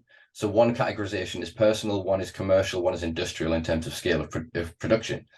So cultivation is a small charge, you just cultivating. Production is the same, it's the same difference as like possession and possession with intent. You don't ever have needed to have intent, but there is an arbitrary level at which your possession, they can say to you that the only reason you would have that amount is with intent to deal it, even if they can't prove messaging, connection, clients, etc. They can still then say that because it's over arbitrary amount. So I wouldn't make that an arbitrary amount because then it becomes a tool for the system to still bully and demonize the certain people. I would say a certain level of sophistication. So a couple of thousand watts. It would be based on the light wattage. And again, there would have to be a certain limitation and definition of home, because say my flat right now, it's a 1-bedroom flat with an office. Do you know what I mean? And I could probably fit, if I really tried, maybe 150 plants in here tops, but I'd have nowhere to live. That'd be every square inch. Whereas if I lived in a very affluent neighborhood, and I have a 10-bedroom mansion, I could fill a lot more plants at home. So therefore, there is a class element there that needs to be addressed to create the equity and equality. So I would say it would be based on the technology. So then I'm not saying, say we take 1,000 watts and you can grow whatever you can grow under 1,000 watts. Okay. Or to a certain, or to one absolute beast, or you could grow a couple of hundred Betty Boos. Yeah, and so you would be given the choice of that. So in the same way that, like, I've seen cultivators, shout out Gary Hughes, you know what I mean? Like his fucking trees. I was stood in his grow room like a month before his like arrest, and I had my camera in my hand, my decent camera, and I went to take the picture, and I went, these are so big in an inside setting, I don't want this picture on my fucking camera in case they get caught. And I really wish I had, because dude, there was 6 foot fucking 6'4" tall, there were big, like giant fucking things, giant fucking trees. Whereas in the same space, people would have maybe had a couple of little spindly things that pulled a couple of ounces, and you were talking close to keys per plant. And you, find out what nutrient he was using. Asking for a friend. I'll ask it. I'll ask and find out. But it was the way that they kind of operated. You veg the plant for such a period of time that it then moved into an area and it was just flowered out in that area. But it allowed for a much larger production. But the plant count was still 6. Yeah. So the problem is, wherever we draw these lines, there is going to be issues. So I think it then comes down to intention, as we were speaking of before. Then I should be able to fill my house and to do as much, cultivate as much as I can with it, as long as I am doing it lawfully. And by lawfully, I mean not stealing the electric, paying the bills for it, paying the water bills. I'm not accruing into debt, putting myself into debt, or like not paying bills. If I can then do that, that should be then fine. There should then be mechanisms in place in the same way that I could bake cakes and go to a car booty and sell said cakes. There are certain health and safety guidelines and regulations that are supposed to be in place for a small business, but that's when you're registered as a business. But there are loopholes and for fates. Think of, Ethel making the cakes and the biscuits down for the church fete. Do you know what I mean? There's all these loopholes that exist to allow for these things. It's not just business only regulation. There has to be regulations that allow for human experience and existence. And that's what I'm saying needs to exist with cannabis. And if we draw these arbitrary numbers and levels, all we're going to do is create lines of criminalization. You say 6 plants, sorry, the police are kicking people's doors down for 7. So then what happens to the people who just have 6 big plants and the neighbour's like, I saw one of his plants and it's giant.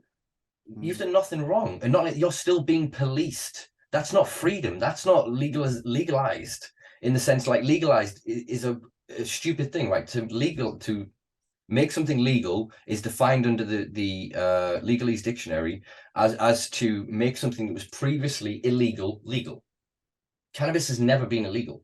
It cannot be illegal. It's legal right now for all purposes. It's just you and I can't do fuck all with it without license, exception, or authorization from the state.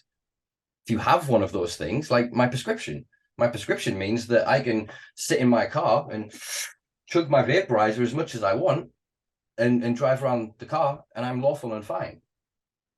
Whereas if I don't have a license for a joint, if I smoke a joint in the car, then I could get pulled over. That's a Schedule 1 drug, but that's a Schedule 2 drug that I'm safe with. All we're doing is creating these loopholes and make it.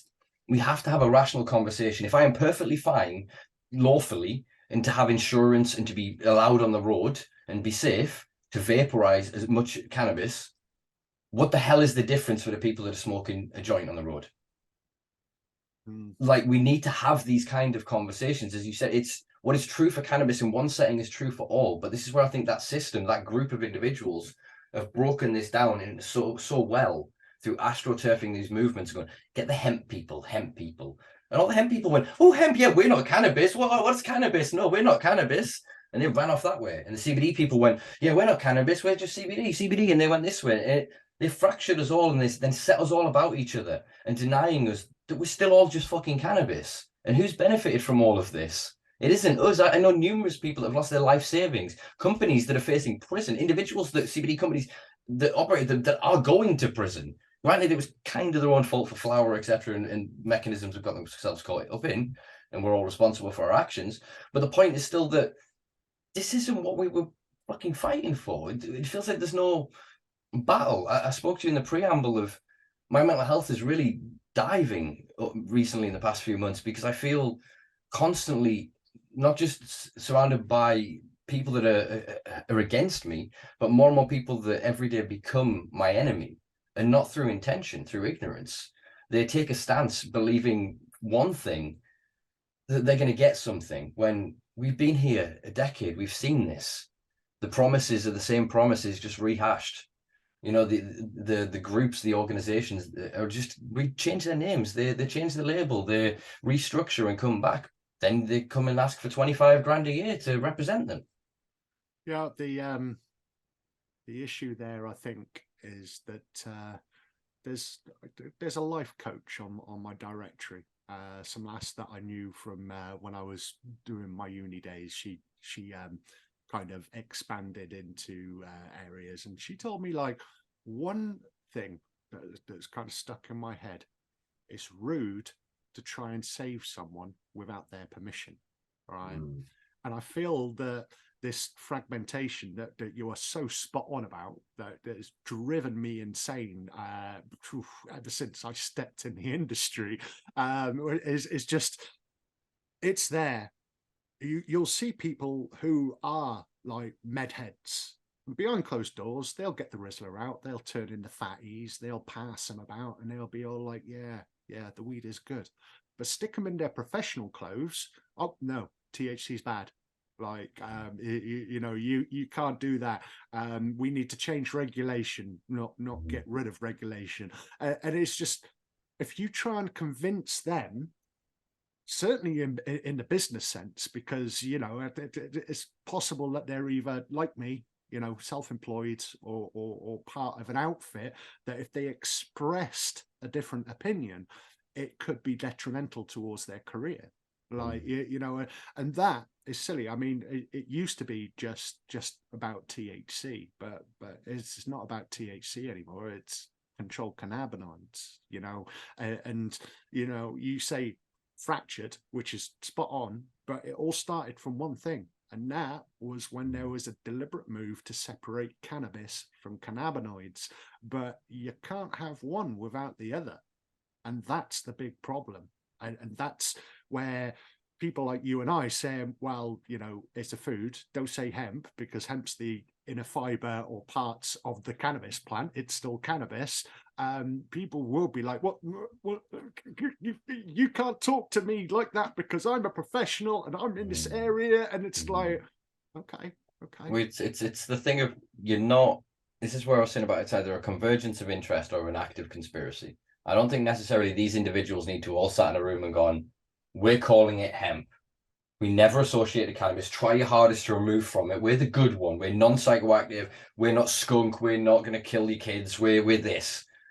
I don't think they needed to have sat in that room. I think they all just go, well, they see each other and go, all right, if we say this, and they clock it. And it grows and it evolves and it adapts in the same way like cancer cells metastasize into tumors in the body.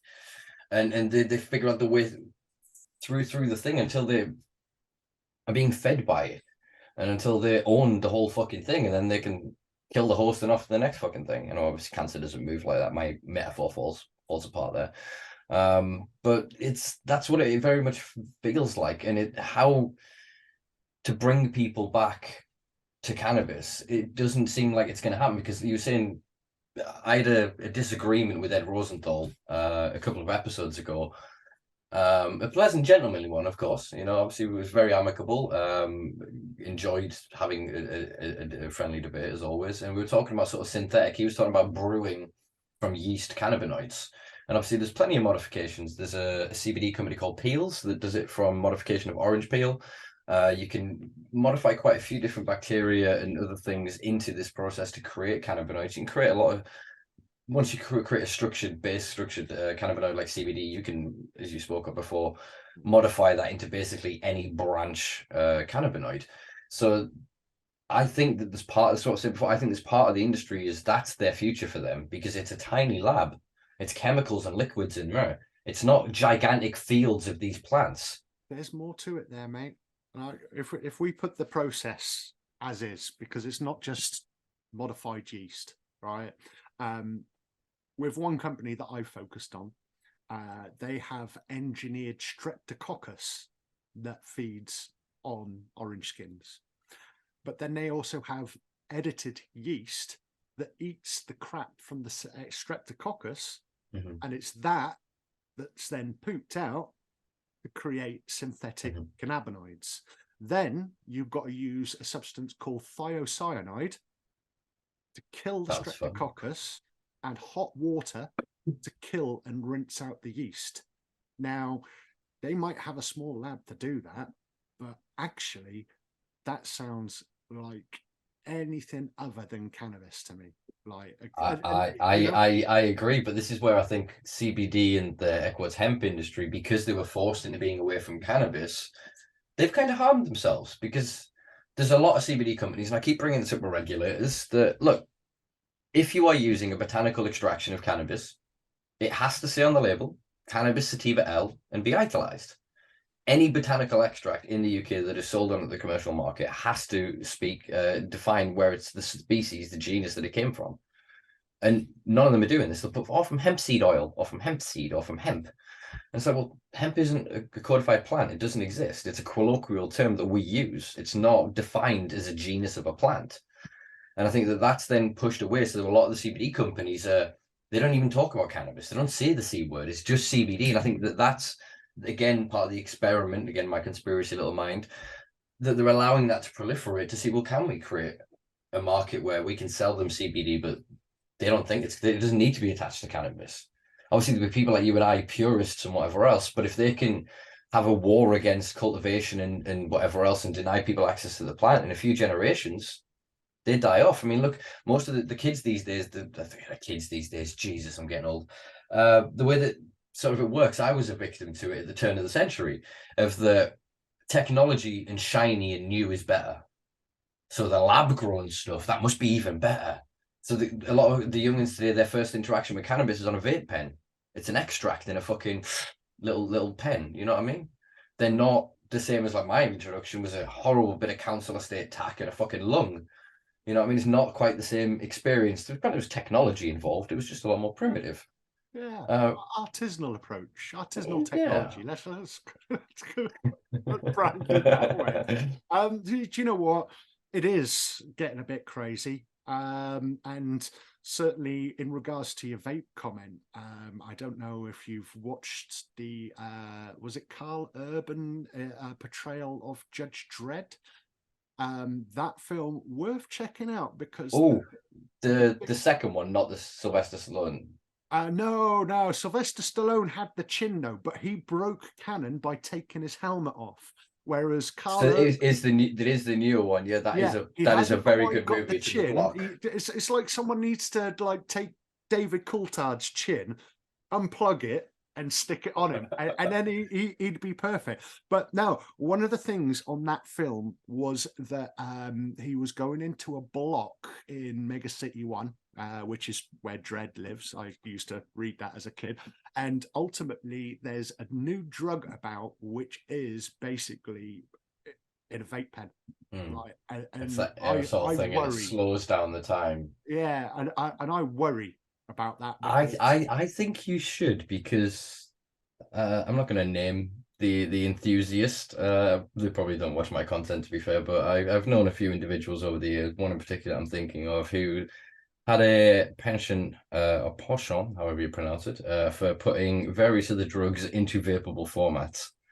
I had the pleasure of trying MDMA in a vape once that was a bit different, very fast acting, very short lived, very novel of an experience. But yeah, again, science, for all it's very crude on this, if you can modify the way in which these molecules are structured into the oils, getting them into the lungs gets them into the blood. If you get it in the blood, you're into the system, the drug will operate. well, you've just helped me get back to where I was working on that, because I mean, don't get me wrong, I've been in chemical retirement for a very long time. I can't remember the last time I took something. I'm all about Rizla. I don't even look at bongs in the same way as I used to do in my 20s. But when you're talking about organizing compounds and the likes of, going back to that synthetic stuff, shall we call it? Obviously, I'm thinking of a different word. It's one less letter, starts with C, ends with P. But there's part of the process that creates, and I think Kyle might have touched on this when we were all on that last call. You've got the difference of left-handed and right-handed molecules. Now, I forget which one is which. One is natural, one is unnatural. And the unnatural one basically has, if I remember what Kyle was telling me, approximately 150 times less binding potential to CB receptors than natural. And it's like, okay, so why is it that different? And then I've noticed, and I think you said Missouri, didn't you, earlier? Minnesota. Oh, I'm Minnesota. No, Missouri. They seem to be rather concerned in regards to synthetic cannabinoids. Now, I can't tell whether that is focus on the D8s that we were talking about earlier, whether they are or not defined as synthetic, or actually yeast crapped out, from streptococcus, wrong-handed craziness.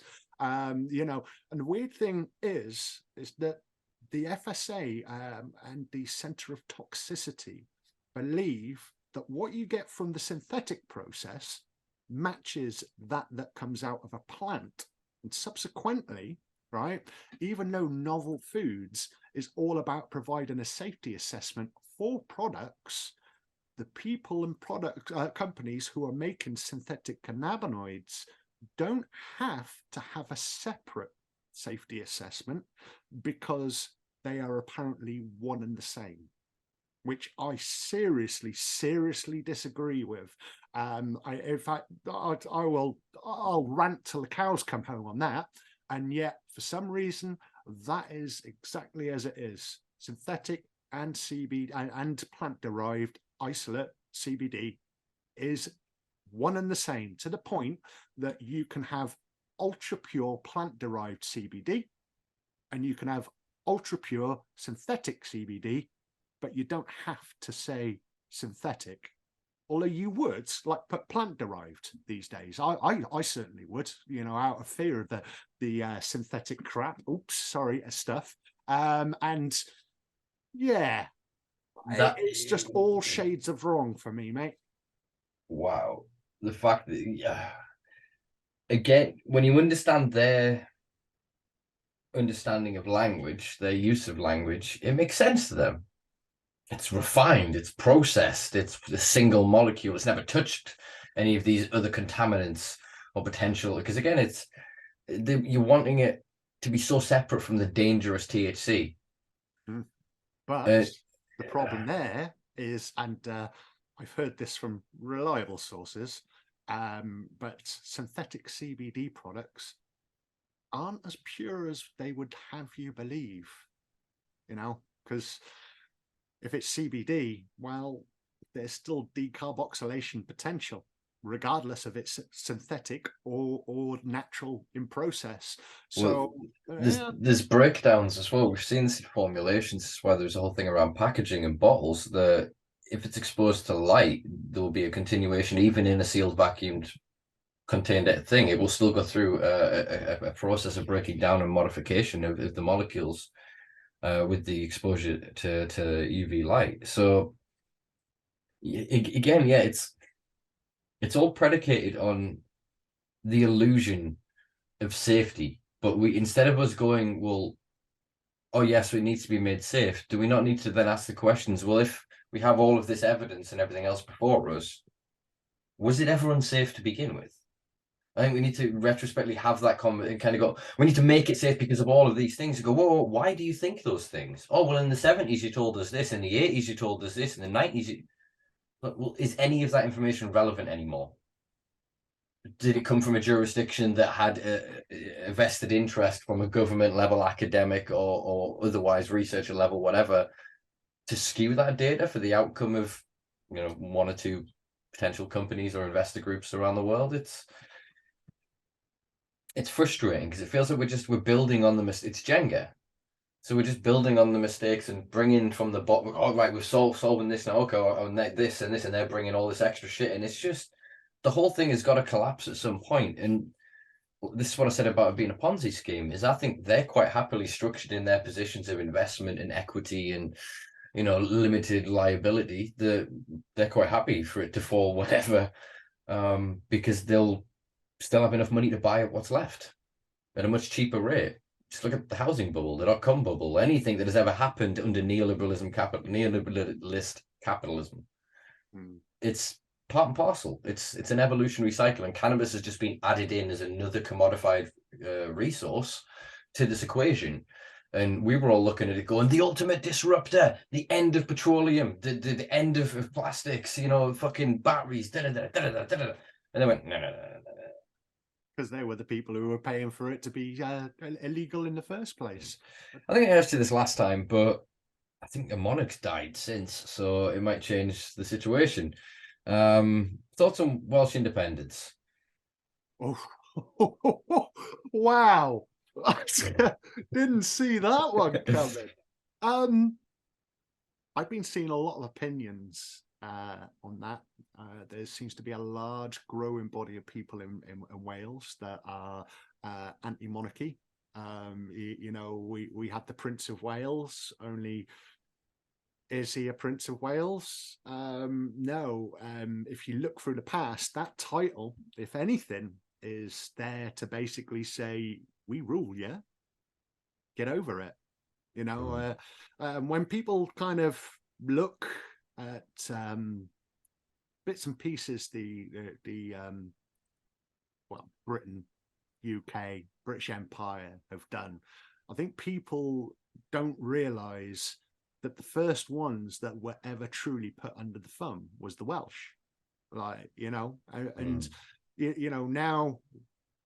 we've got over it. Our rivalry spills over into the rugby field. No, I don't think it's that kind of easy. Don't get me wrong, I would love to see an independent Wales. I'd have to get a passport then, living down here in South Devon. I've been down here more than 9 years, so I'd have dual citizenship. Whoa! would Wales be able to make a good job of it? Well, I'm pretty certain what Wales makes and gives to the UK government, they don't get all of that back. You know, you can drive around some places in Cardiff, where I'm from, to see that.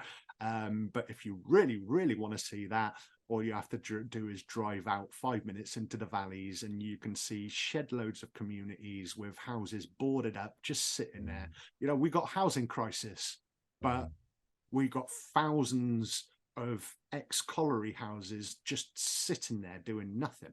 And it's like, why? Why can't we just get in there, a couple of quid, do the area up, do the houses up? We've got houses for the homeless, for veterans, and then when they're all sorted out, let's start with the immigrants. I don't mind at the end of the day, and certainly when it comes to Wales and Cardiff, I mean, it's one of the most culturally diverse places in the world. That's one of the things that I absolutely loved about it. You know, you can go into a shop, you know, and you might see someone from Poland there, but they got a Welsh accent. You might go to it for a curry, you know, and the Pakistani or Indian waiter, they'll come out Welsh accent. It's like we're all colours, but we all talk with one tongue, you know, and that I absolutely love. But getting back to the point, could Wales survive independently? Well, I think if we separated from the UK, it would be like a Brexit maneuver. There would no doubt be some kind of trade agreement go on. Wales would be able to make its own trade agreements. Then, of course, would some of the natural resources be able to be, you know, dealt with? I think the Menai Straits have got the second, is it the second? Or what, certainly one of the top 5 tidal variances in the world. You know, there's talk about building a tidal barrage in Swansea Bay. You know, then there's of course the River Severn. I mean, you know, you could stick an underwater tidal barrage so fish can get through, boats can get over, and you've not really impacted the environment. You know, of course, we've got the Irish Channel. There's loads of waves going through there. So wave, you know, Wales, when you get on top of those valleys, it's a windy place. So that kind of bits and pieces, maybe there's the potential for the energy market. If there was a way of cleaning up coal use, I mean, it could reopen some of the collieries. You know, there's a potential. And of course, we got the farming aspect. You know, there are a few things that are on the table for Wales. Whether it would be advisable for them to walk away from the union, well, idealistically, yes. Sensibly, I'm not too certain. You know, it's like with the Germany kind of discussion. You know, decriminalization, great. You know, clubs and you know, cafes, brilliant, but despite the fact that I don't like the idea, in my kind of activisty kind of way, I still recognize the big business and the pharmaceutical requirements for that all to kind of work. And it's like with Wales, if we become so integral to the function of the UK, I mean, if you go abroad, there's no border between England and Wales. There is between England and Scotland, but it's almost like Wales is a part of England. So I think so heavily integrated, yeah. Yeah. So I think, yeah, I'd love to see it, certainly in my lifetime. But equally, I think that it would be the start of a long and hard road for Wales in a quest to basically sort out its own cultural identity. Not that we haven't got one already. I mean, you know, rugby, great singing voices. I'm sure we've got more than that. Yeah. You've got such a strong heritage. The Celts, obviously, the rise from the what now becomes modern Wales, at one point were predominant across these isles. You know, a lot of our traditions that led through the pagan rituals and era of time, when we moved from like ancestral natural worship into ancestral worship and then into monotheism, like that was led by Celts in the language of it. A lot of the drug use that we have evidenced earlier pagans is again from the Celts. So I think there's a lot stronger of a heritage there than frankly there is in England, because England is a very bastardized country, and I say this as an Englishman.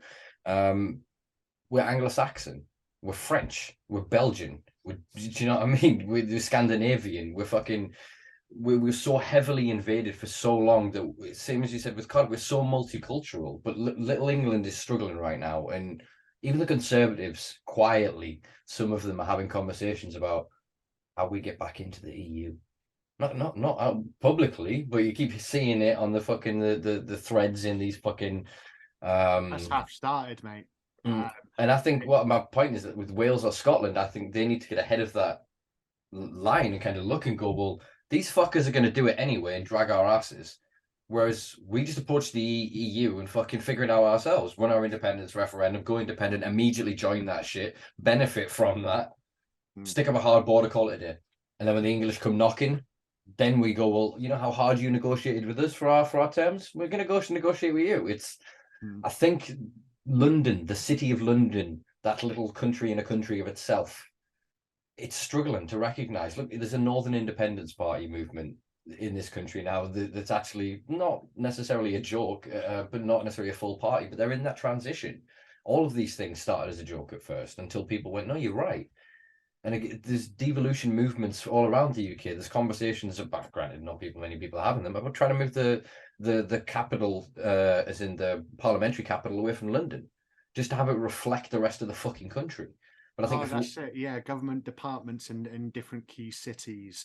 I think it's important. Wasn't there also a kind of sub-parliamentary building up north as well? Not kind of like, because I know the FSA's main base is in York. The UK Hazard Security Association, who deal with nuclear fallouts and stuff like that, they're important down. And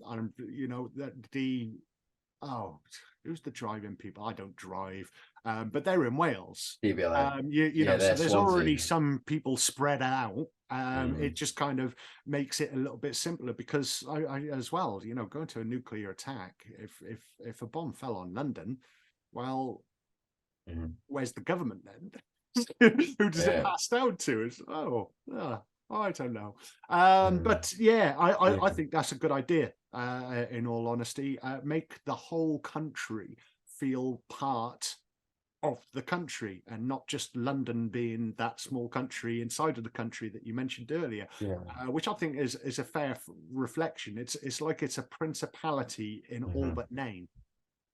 Entirely. And I think it's the longer it takes for there to be more equity in even just England at this point, the faster it incentivizes Scotland and Wales to really assess this, because both Scotland and Wales have amazing natural resources that they could utilize in an international energy market. Little England has very little. When you really start to look at it, we're dependent on foreign already, so you could hold us to account. The same with like Irish reunification. I think that grows ever more inevitable.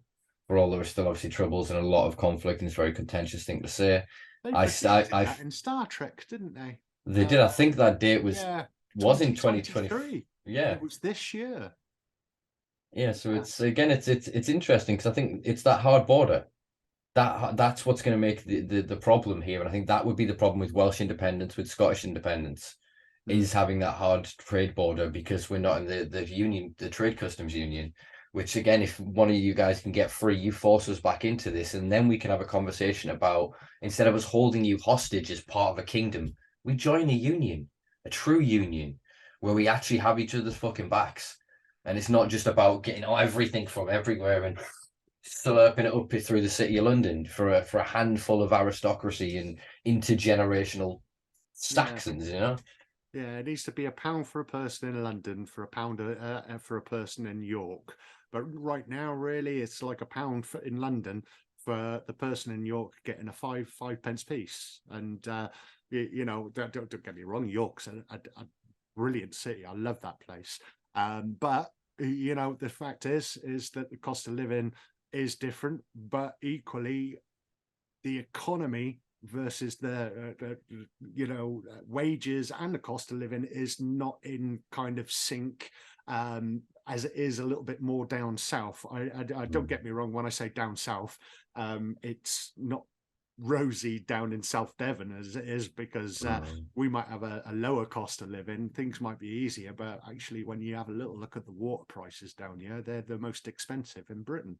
And that kind of offsets bits and pieces, and they always find ways to ensure there is nowhere cheap enough to live to be plentiful, because wherever then there is cheap housing, there is no employment.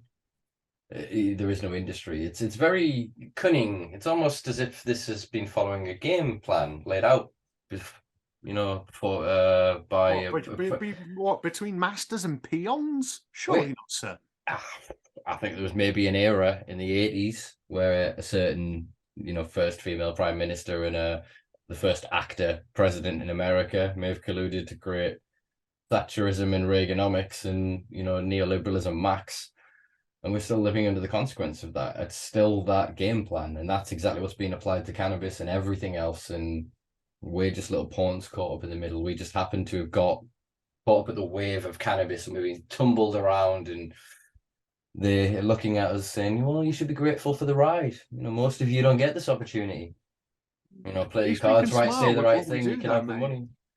Well, at least we could smile with what we do. I mean, did you ever see Theresa May? A smile convincing her? What about, well, you were alluding to Maggie. You'd imagine if she actually smiled, that probably would have won a war. In fact, if she'd smiled before the Falklands, it might never have happened. She back off, she smiled. But it's a crazy place out there, mate, and certainly it seems that we've mentioned that kind of more than once in this meeting, in interview. And well, the only thing that changes comes when people stand up and start saying things need to change, and it's the same with life out there as it is in the cannabis industry. People will only make a noise when their back is against the wall, but they don't see that their back is up against the wall yet.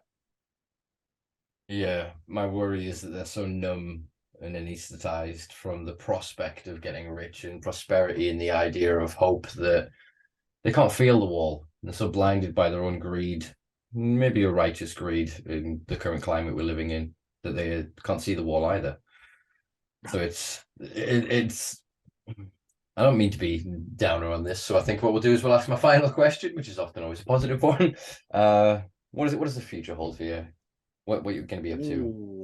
Well, there is the expansion of Hemp Hound. I foresee a time in the future where I will not be talking so exclusively about novel foods, and I'm looking forward to that day, because it does have those potentials that you mentioned, that outside of being a food or a medicine or something that you can just get blazed from. The plant's amazing, and I want to be able to cover as much of it as I can within the realms of industry. I want to be able to be that good voice that says, well, hold on, you're using coal graphene over here, let's go and char some cannabis stems up, get the sellotape out and see what comes out. I bet it's a lot cheaper. And there's I also want to find out those bits and pieces, like how cannabis can really give someone hepatitis C. I just want to increase my knowledge and show Hemp Hound as being, I'll say an entity, but obviously the Hemp Hound Agency, Hemp Hound TV. I'm not certain if there's going to be another thing that comes out on the side of that. That kind of depends on if I manage to get another worker, because Kirsty, she's got a job now, so it is pretty just me and the director for security and treats, who he's lying down in the front room, and he's a bit hard when I have a business meeting with the dog. He doesn't stick his paw up, he doesn't give any sensible words, so it is all pretty much my direction. But yeah, it's all about stabilizing the Hemp Hound Agency, expanding Hemp Hound TV and having fun whilst I'm doing it, and whether that's kind of talking about the benefits and the potential end uses of the plants, or enjoying talking about people who are trying to restrict us from those places. I think that is literally my path forward. I don't see myself going back to Tesco's to sell cheese. That's Good. You would be greatly wasted in the cheese aisles of Tesco. I was quite good back in the day, mate. They called me Cheddar Kev. I managed to get Lemel Tesco's down from 11th place best cheese sales to 7th, purely because I went absolutely OCD on the wrapping. The girls back in the day, they did a good job. But I went in there and I was making hospital corners, and I'll tell you, there's something about like when you've got a tray of Mexicana extra hot, right? And you're walking around with samples and a kid comes up with his dad. It's like, can I have one, Dad? But Dad's like, yeah, you can have that, son. Like, those little kind of giggle worthy bits. I love that. And it's not as much fun as the CBD world or the cannabis industry. But I do kind of miss it occasionally. Cheddar Kev, he had a purpose. I think it's a lot more what feels like raw and humanistic. It's direct feedback, whereas everything now it's as you often do, you'll spend weeks in a room just plowing away at something going, should I even fucking put this out in the world? So that's what I mean by being potentially being wasted if you weren't in this space, is that work will not be getting done. So bless you for your service, sir, and long may it continue. Because the neighbour likes it, because every time I'm writing, I'm not picking up the bagpipes. There you go, little victories in the world. So if you too don't want to hear Cefyn playing the bagpipes, check out Hemp Hound. We'll include all links become below. members. The more members I have, the less likelihood there is of me picking up the bagpipes again. Even though I started when I was 11 and I didn't have that beard at the time. But one last final small question: were the bagpipes ever used in the hip hop fusion scene in Germany? No, but I did have plans of trying to bring out new age Celtic trip hop to my own kind of angle, involving vastly affected pipes, whether echoes or verbs or just general filters, the likes of. And I did. The one thing I did. There's a tune called Flying Haggis, right, and it's brilliant. Out of all of the tunes that I did, I mean, obviously I didn't write that, and unfortunately you won't find it because I lost it. But Flying Haggis, I managed to create a soundscape of a haggis and a biplane. You could hear the biplane flying through and the pipes kind of going along, and it's a really, really nice angle. I do miss making music, don't get me wrong, and one day I hope to be able to transfer cannabis 100% to bagpipes, and then definitely my neighbor won't be happy because I will be playing then. But it is a bit of a failed thing. I like the idea. I'd made a couple of tunes, it was all nice, but there was no push past there. I think rapping was always going to be the one that kind of because I'm no Snoop, but I ain't no M either. I'm CJ coming with a bag of sativa, dedicated and fucking I'll boast, but give me one little Rizzler and your comatose. Siege here, qualified to hit your mental. Paging Dr. Kev because the Rizzler is essential. And in short, there's potential. Turn it in, grab the light to add the elemental, so that the embers burn. That's my concern when I'm toking up on God's green herb. It's my turn. I won't carry on from there, but there's something about words and rapping about weeds. I mean, it's all good. I love it. Perfect way to end this. I'll include all the usual sort of links below. It's been a pleasure as always, brother. I'll let you hop off. I'll do my housekeeping, and I'll drop you a message in a little bit. Awesome. Take care, sir. Take it easy. Peace and love, brother. Bye. Well, there you go, folks. That was Cefyn Jones. I do hope you enjoyed that recording. I thoroughly enjoyed recording it for you. Yeah, we made a joke there about him being our specialist correspondent at the start. I think we can even employ him. We'll take him on. He doesn't have to be full time. Obviously, he's got a lot of stuff on his plate at the minute already with Hemp Hound. So yeah, we'll get him back in another 20 odd episodes, whatever it is, as annual intervals to assess what's going on with CBD, novel foods, FSA regulation, etc. Quite a few questions here we didn't cover. Toward the end there, I didn't want to start some of them because they are very long topics. I know for a fact his answer would have taken up quite a period of time, and then my rebuttal. So I'm aware that I don't want to keep you fine folk too long. So we'll get this recording sort of wrapped up.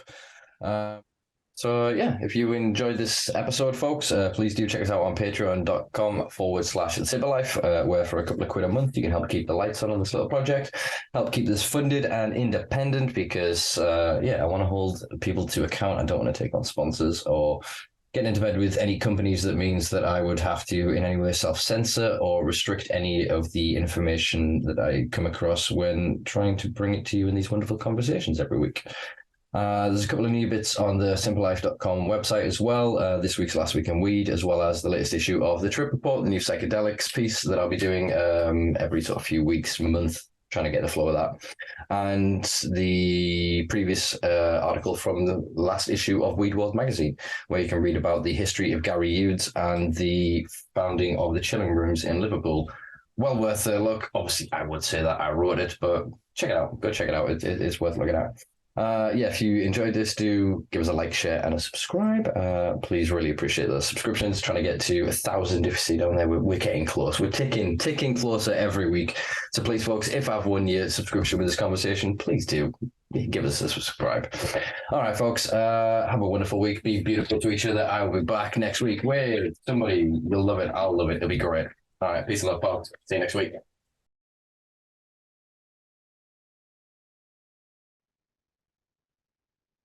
Well, there you go, folks. That was Cefyn Jones. Dr. Jones, why the fuck is that just going on my head? That is really not useful. Is that Aqua? Is that a 90s band? What the hell? Try this one again.